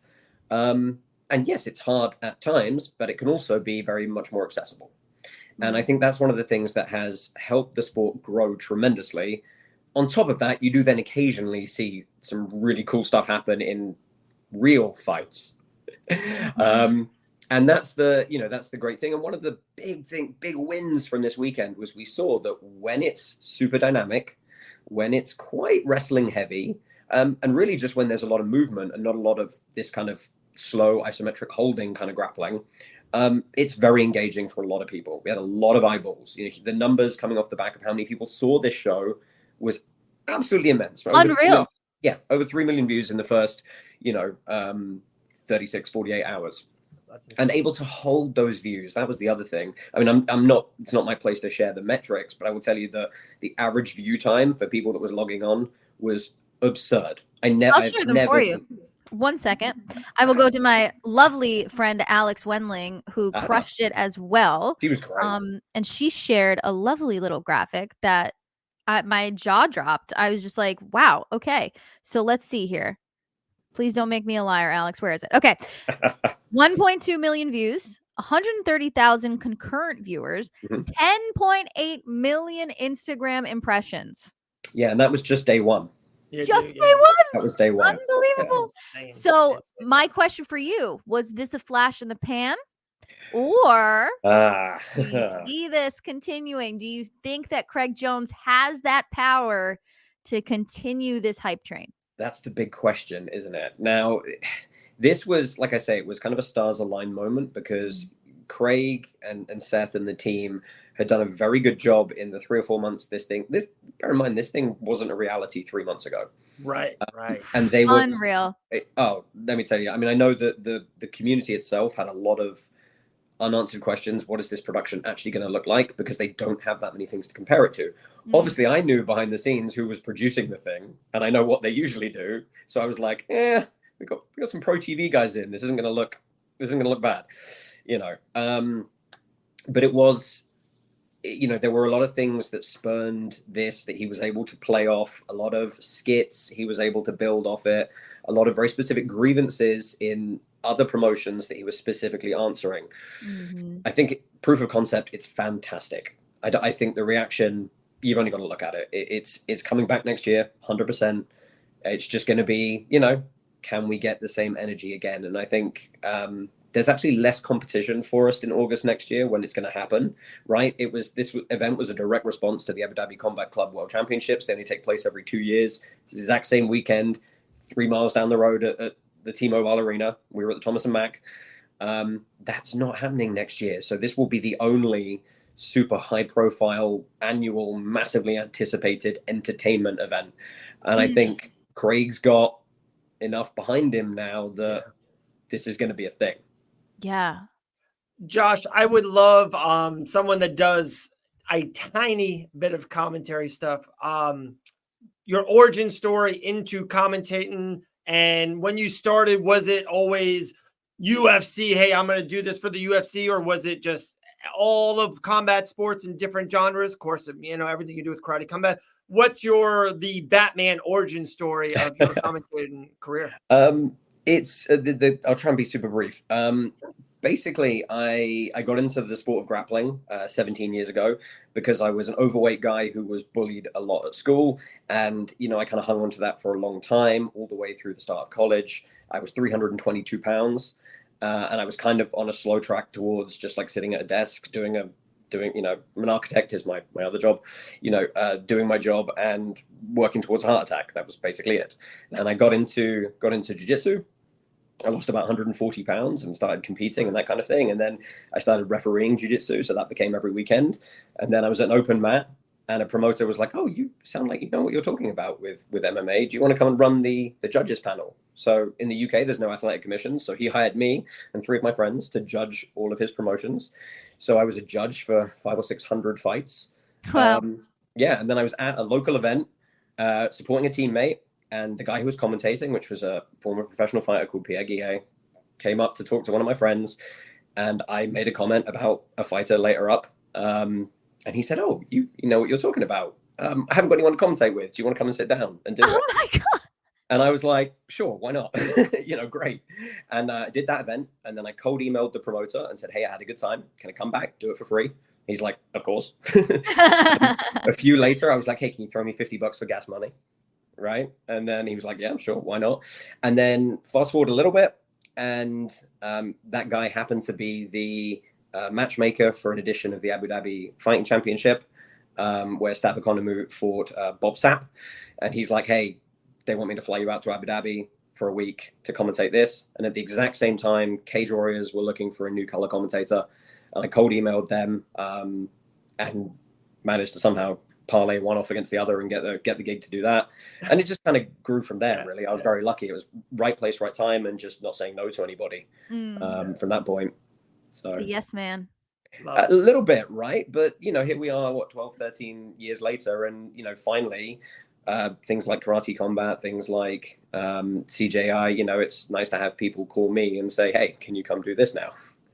And that's my probably my last question for you. And I know we got someone in the couple waiting. Maddie, I know you probably got one more question for Josh. Dude, we got to do this again. Would love to pick your brain for 25 more minutes. I love the space of where we're at of just all of combat sports. This 5 years ago, it seems like you had to be in the UFC or you had to do this and that was it. It is so cool. I've been to 8 karate combats. I love karate combat. I'm not even that. You ready? I love going to a Jake Paul event. They have their niche. The PFL's got their own thing. The UFC, all the thing with submission grapple. It's great that there's so many different avenues, that there's so many different characters and athletes that can make revenue streams so many different ways. I love it. Are you as big a fan of it as I am? I am, but the unfortunate thing is there's so much of it that I can't possibly. It's not my full-time gig. I 100% can't stay up with everything. Right. It's almost impossible for me to know what's going on everywhere. And the UFC particularly is an example, right? They'll, someone will say, "Oh, are you excited about this fight?" I'm like, I've never heard of these guys. The roster's so big. What's going on? It's it's so, unless I don't catch an event live, it's so hard to stay up to date with stuff. And I think people are really, really spoiled now. And as you say very correctly, David, there's a niche for everybody. Yeah. Now, you don't have to be just a hardcore fan who remembers super old Pride references. Right. You can, if you want to be the casual TikTok style MMA fan who got into it because you saw the Paul brothers, great. If you're a 50-year-old jiu-jitsu hobbyist nerd dad, great. It's like there's a space for everybody now, and that's awesome. That's the beauty of evolution, man. But you know what? It's crazy. Like someone like my husband, right? I call him Rain Man because he knows every fighter. He knows how they did in their last fight. He knows their pros, their cons. I'm like, how do you know these people? Like, I don't have the brain capacity to remember. So, Josh, I'm glad I'm not the only one. Oh, yeah. Just say no to drugs, Maddie. Say no to drugs, okay? Never. No, just kidding. Anyway, Josh, Love it. This was so great. And we really hope we can have you on again. What's next for you? Is it Karate Combat? Is it waiting on Craig? Okay. No, Craig will call at some point. I know we're going to have a debrief, but next up for me is Singapore and a 19-hour plane flight. Yikes. But yeah, Karate Combat in Singapore should be awesome. Haven't seen the full card yet. I'll get that about a week out, start doing my research and stuff, but it's, it's going to be a good time. It's never not a good time. Right. Seriously. Well, Josh, thank you, you're Josh. the man. Appreciate it. Hey, thank you so much for having me on. It was a pleasure. I hope to catch you again soon. Yeah, let's do this again for sure. Thank you. Awesome. Josh Palmer, guys. There we go. Bye. Awesome. All right. We're absolutely rolling. I'm sorry that we were 2 minutes late on our next guest. Can't wait to talk to him, guys. He does so much stuff behind the scenes, big advocate of MMA and combat sports. Also, he has his own brand, Redefince Violence. He's been a huge partner here with Fight Bananas. First time coming onto the show. There we go. Our main man, Luis. My man, how are you? Thanks for having me. I'm good, man. I appreciate you guys. Absolutely, brother. Absolutely. Yeah, we're so excited to have you. Love it. Yeah, did you get the shirt? Not yet. We haven't got him yet, but we can't wait. We can't wait, dude. We can't wait. Cool. And not even that, like, I love the whole, and there's so much we want to talk to you about off the rip, but like the whole line. It's not just the t-shirt line. You got so much gear, so much into it. What did you wake up one day and be like, hey, this is what I'm going to do? Let's like, make how some did you gear. envision this whole spread, brother? Yeah, no. So it started off with just a couple of shirts, and started back in 2020. I was in a different part of the world, kind of stuck throughout COVID. And every day, my teammates and I on the team that I was on, we would practice something, whether it was shooting or jiu-jitsu or boxing or stand-up or anything like that. Or we talk about hunting. And then I started to kind of wonder if there was anything out there that was actively trying to house everybody under one banner, under one roof. And I couldn't find anything. I couldn't find a company. I couldn't find a brand that was specifically trying to go after everybody.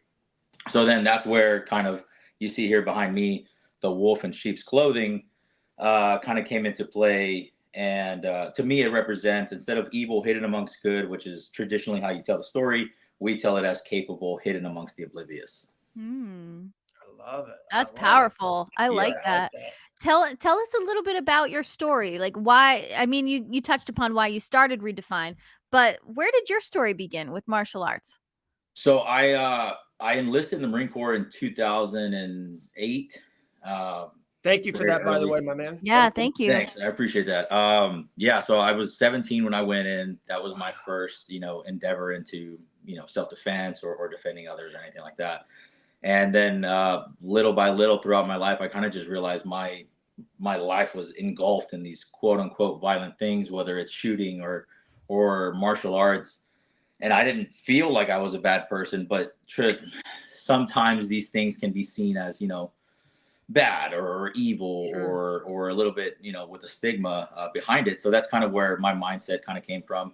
I was a Marine for a while. I left that, moved to Texas, and then I went back overseas as a contractor. So I've been doing that for about 10 years now, off and on. I just can't seem to come home permanently. So, Man.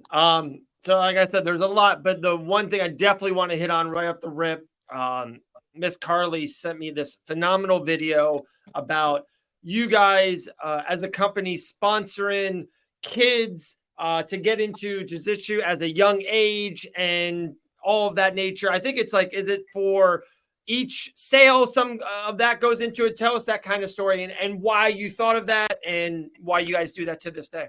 yeah, so a percentage of each of our sales goes towards a fund that we kind of keep aside, and then we try to do at least one a quarter per year, where we reach out to a gym that has an existing member already there, and we don't ask them to get into specifics, but every gym has a family that might be experiencing a little bit of turmoil, a little bit of tough times. So the big thing for me is, and I don't know if you guys are parents or have kids or have dealt with them, the first thing that goes when times start to get tough is extracurricular activities. Yeah. Unfortunately. And so for me, it's a big thing to try to keep that kid going. So what we do is we step in and we'll pay for 3 or 4 months of, at least half of that kid's, what's it called? Like the monthly fee program. For them to Yeah. for the monthly fee for them to keep going. So that's what our program is. We'd love to expand it. We're gonna start doing 2 or 3 kids a month. And that, to me, the discipline and the humility, as you guys know, what you learn in martial arts is so big for development. Oh, so big. If we can keep a kid not skipping a beat, and to parents out there, it's nothing to feel shame about. If you reach out to us or anything, it's just we understand. And why not give you a little bit of a relief if we're doing okay as a company and we can pay it forward in some way. So yeah, that's our youth sponsorship program in a nutshell. And like I said, hopefully, thankfully, it's been great so far, and we can continue to grow it. So for any gym owners out there, does the gym owner have to contact you? Can a family contact you? How does that part work? So far, it's been a little bit of both. It's been a gym owner, or it kind of puts us in the direction. They don't really ask questions, but they kind of know whether a parent's either skipped a month or hasn't been able to come by for a month. So they'll put us in contact with the family, or we've had some families to reach out to us. Unfortunately, we have a little bit of a backlog right now just because the company's growing. So we do have some people that are kind of next up on the list, but please contact us. Things like this, that's why I like to do things like this, get awareness about the company. It's not about the shirts, it's about what we can do with the sales. And we also have our own Redefince Violence athletes that we sponsor, and we help fulfill their dreams. If they have a competition coming up, we'll buy them some protein, or we'll pay for half of their entry fee, or we'll pay for their entry fee. That's kind of the way we see it. I love that. So I love this message. I want so many more people to know about Redefine Violence. Like, this is so fabulous. Love what you guys are doing. And not for nothing, the gear is pretty cool. So let's take a look at the gear for a second. If you head over, let's see, I have this pulled up for us here. Redefineviolence.com. Look at this swag. Look at all that.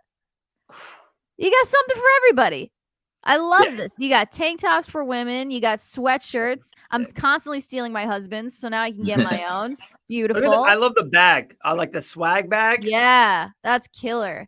Yeah, we've got a few more things to get up there too. So shorts, everything. We try to maintain the wolf in sheep's clothing in different avenues. Actually, what you see on the top left there is our newest project. So we're gonna start doing the local legends collection, and I had this idea after the whole Trump shirt. I was like, well, maybe we could start doing like famous fighters or old school fighters on there in black and white. But then a buddy of mine suggested, he's like, well, you should do local fighters and team up. Love that. So that's what we're doing. We'll create a shirt for local fighters, And then we're going to give them the lion's share. I think we're doing a 60-40 split on any profits towards them. They get the 60 so that it helps with their fight camp coming up. Yeah. You know, so that's my personal next like project that I want to do for people. That's so sick.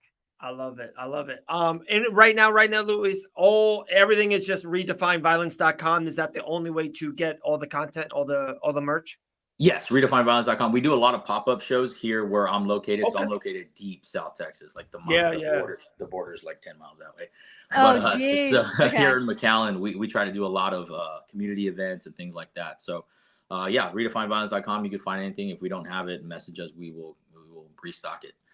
That's And awesome. when you say you do these pop-up events, that means like you take a lot of swag, you take a lot of gear, shirts, tank tops, and bring them to these events and just sell them straight out. Yeah, and sell them straight up to the people, make people aware of Nice. the message, the branding, try to, highlight what we can. Thankfully, we've got a decent social media following. So if there's anybody out there that wants to work with us, we try to never say no and just partner up. If you notice the one thing on our social media, we do a lot of collab posts. Yeah. That's like a personal pet peeve of mine. Cause when I started the company, I would reach out to people to try to see if we can collaborate on something, whether it was a t-shirt or whatever. And I kept, I got turned down a lot. So now it's like a personal vendetta to me to not turn anybody down. Hey, you collab with us. You go beautiful fight posts. You got Amanda Rebos and Mackenzie Dern. We getting the message out there. Hey, I don't know if you've been seeing. We've been pushing it really hard. A ton of new beautiful artwork and content with Redefine Violence out there. Man, we're a huge fan of the whole brand. And then something I want to talk to you about. And Carly's been talking to me behind the scenes about. A drink, a beer line. What is that? Are you drinking that now, or is it too early to drink that? What's a little too early here. I promised my wife always after 5, I guess.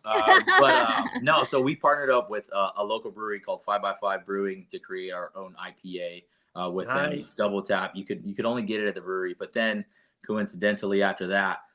It's weird. I might talk about this later on in another video, but I heard a quote from Jay-Z on a Kanye West documentary that said, closed mouths never get fed. So I took that to heart and I kept bugging the brewery owners like, hey, I want in, I think. So they kind of did an assessment on me and then I ended up becoming a part of the brewery. So now I'm part owner of 5x5 Brewing. And that's so we can talk about that later and see how we can involve that. And yeah, I mean, I'm stoked. It's all veteran owned and operated. It's down here in South Texas. You could find it, basically anywhere in South Texas. And my goal is to help them expand and go across the country. Unbelievable. You are just a working man. Gotta love it. Gotta love it. And the message I think it's great. why we connect so well, man. We're as a company, we're just a grinding company. We're that little engine that could. And I think that's why we click so well. There's a good question right here from Michael. He goes, what are the biggest challenges of an apparel company? The biggest challenges, I think for me, would probably be honing in on a proper message. Find out whether you want to sell product or find out whether you want to sell the story behind your brand. And that kind of tied everything into me once I heard that. And it all goes down to like the way I market our social media specifically. A lot of our posts don't even have our product in it, or it's not a focus point of it. It's the person that's wearing it. So if I don't have a clear shot of the back of the t-shirt, that's okay. As long as I have a clear shot of the person. So I want our landing page to be very specific to where it's a community brand. And that's just the way that I chose. If you have an amazing product that's, not a t-shirt or something else, then yeah, you can definitely market the product itself.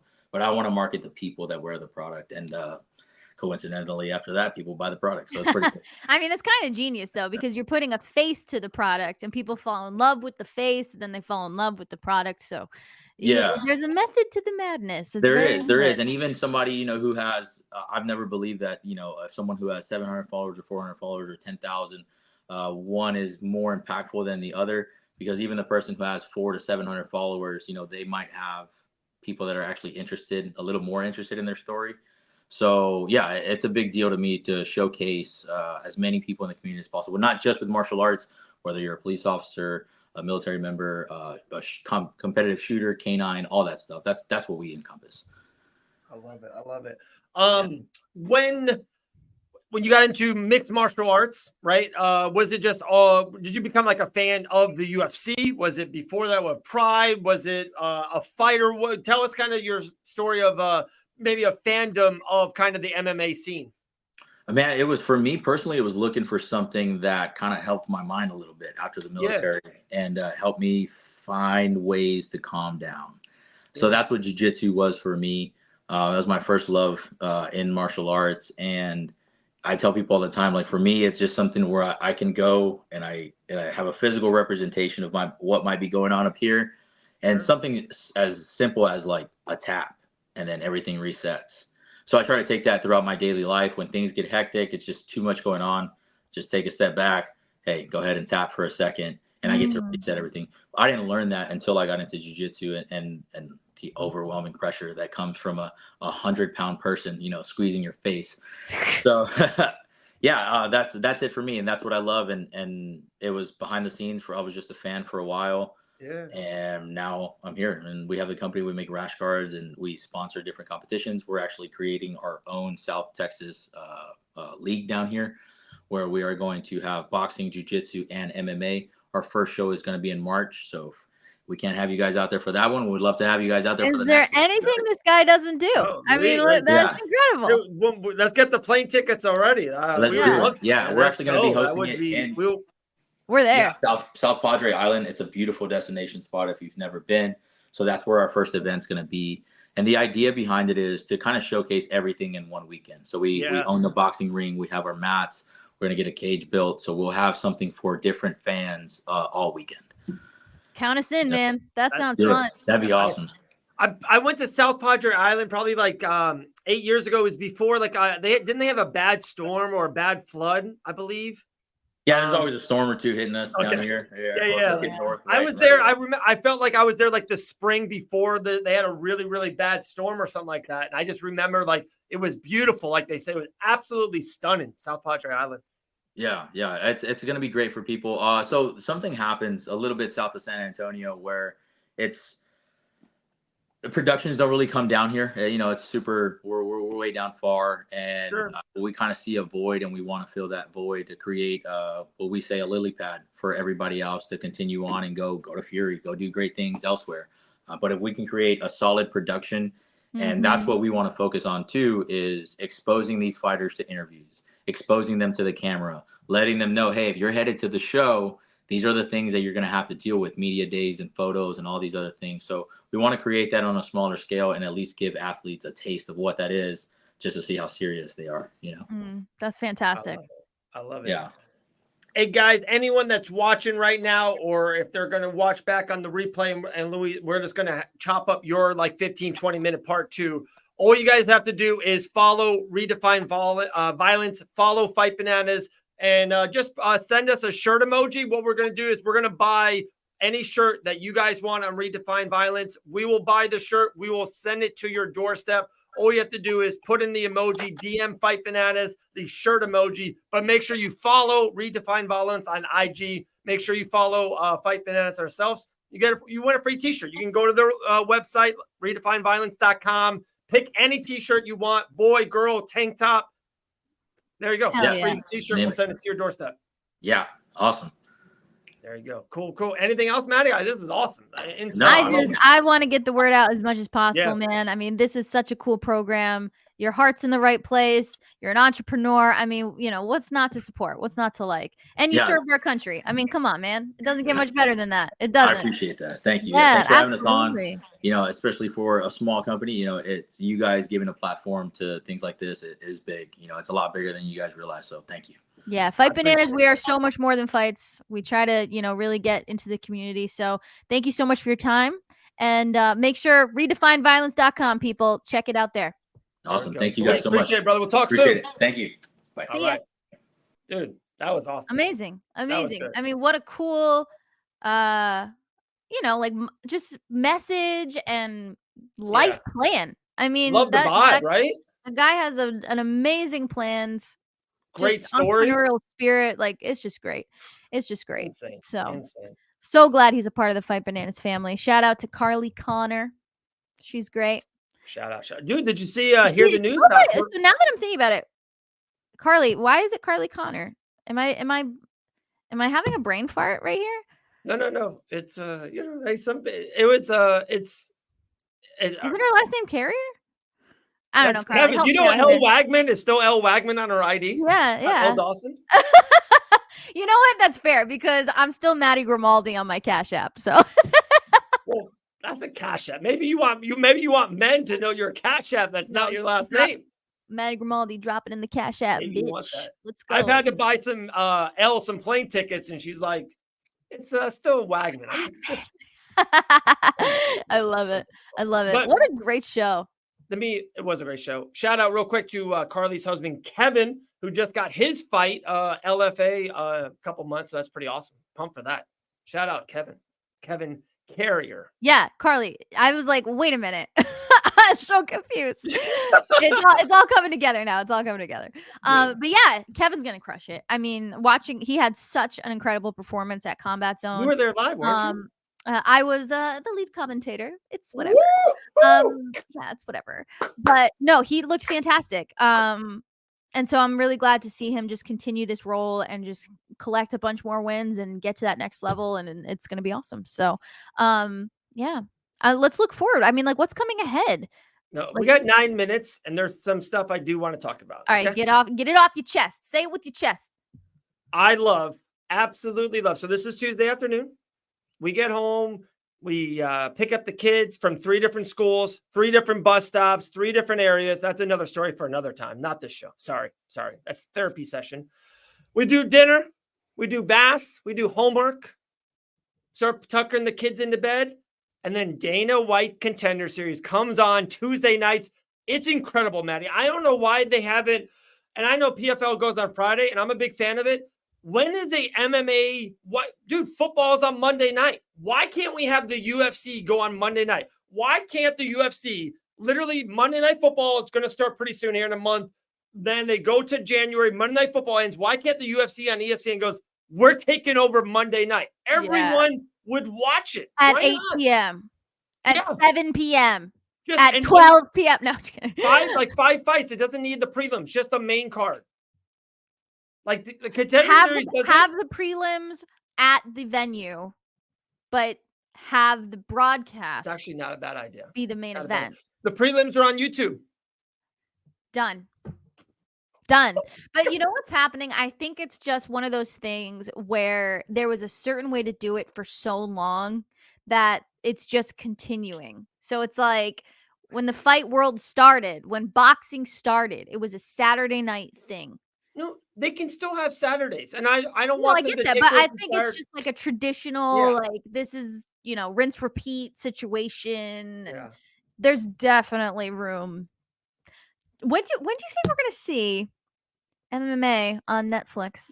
UFC, live UFC on Netflix. Do you think we're gonna see it? 2025. It's happening. 2025? I got the inside scoop. Not allowed to say anything. But I'm gonna say it, you fucking dumbass. I got the inside scoop. All right, next thing, guys, put in some questions real quick. UFC Monday Night Fights. I'm down. Thank you, Making the Walk. Yeah, I'm down. I'm gonna make a post tomorrow. What should Fight Bananas ask Jake Paul, Francis Ngannou, and Cyborg? Give us some good questions. What should we ask them? Yes. What are those dire questions that we need to ask these people? Because let's be real. There's going to be so many reporters there asking the run-of-the-mill questions, okay? We want to know what our Fight Bananas team, fam, friends, if you will, compadres even, what do you guys want to know? What do you want to know? And we will find it out. I have something for Jake already kind of planned. I got like nothing for Francis. You ready for this one? I don't know. I know this. I'm like still in a weird spot with Francis.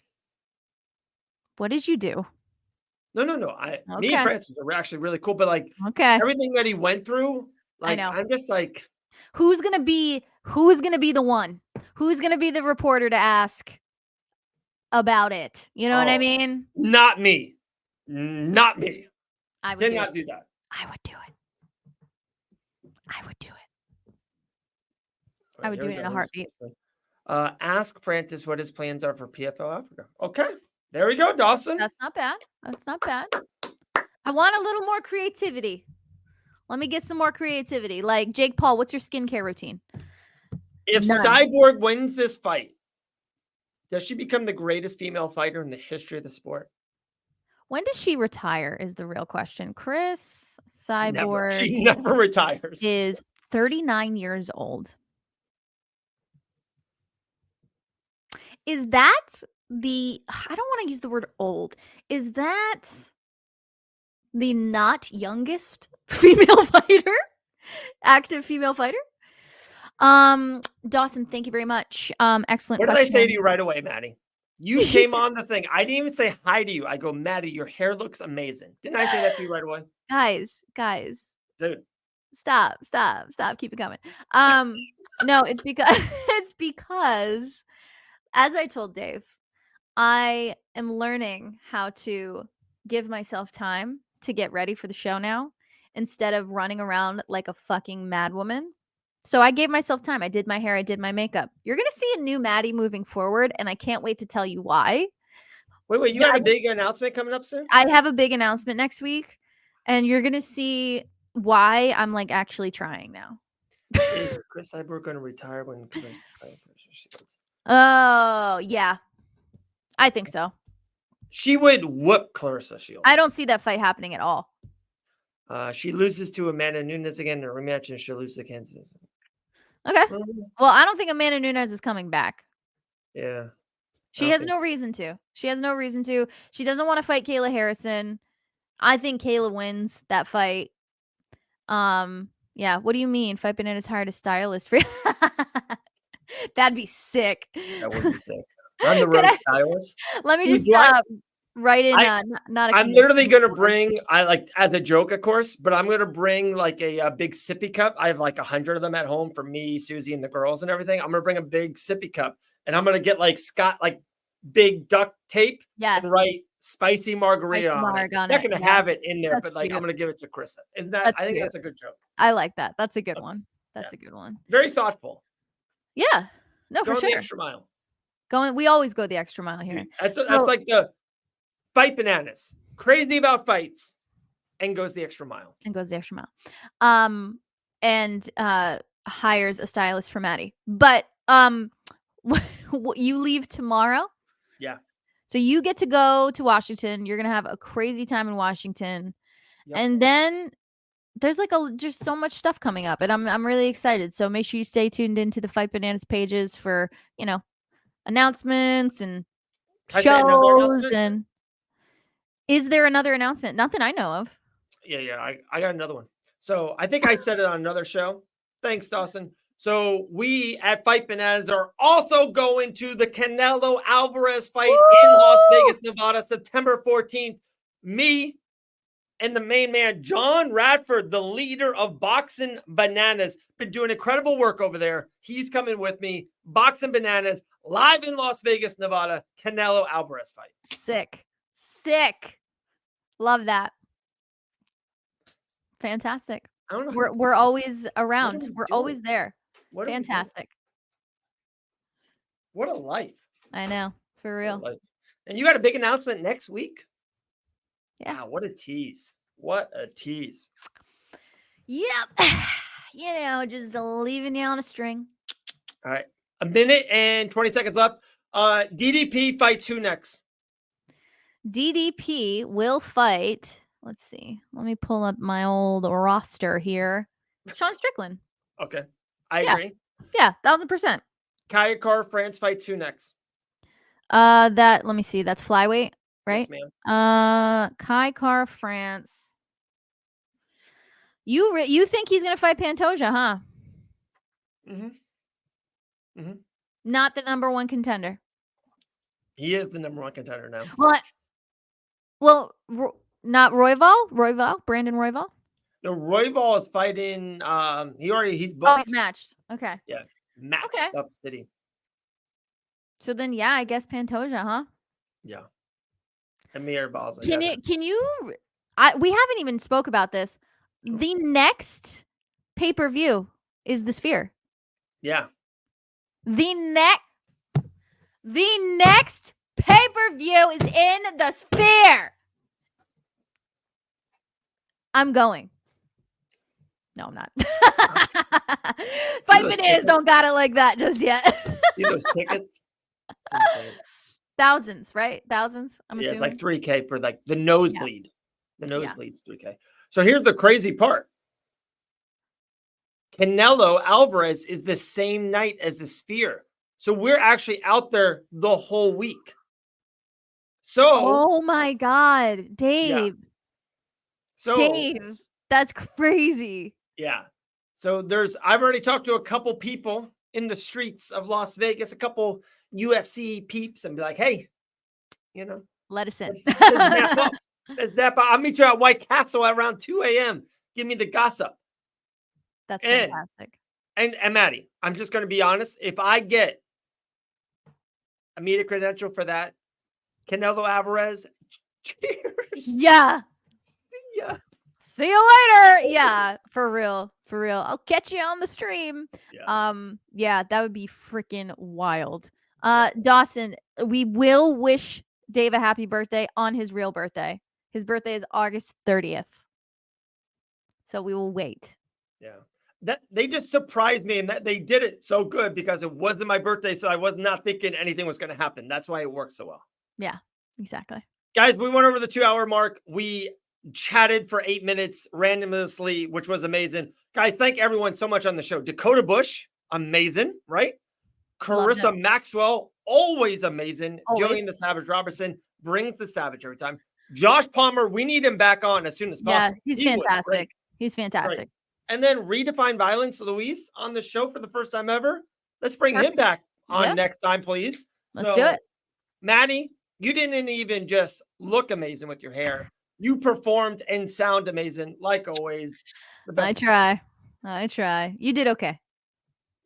Good day, folks. Bye, everyone next Tuesday. everybody. You close it. You say something. Can you say something inspirational on the way out, please? Bye. See ya.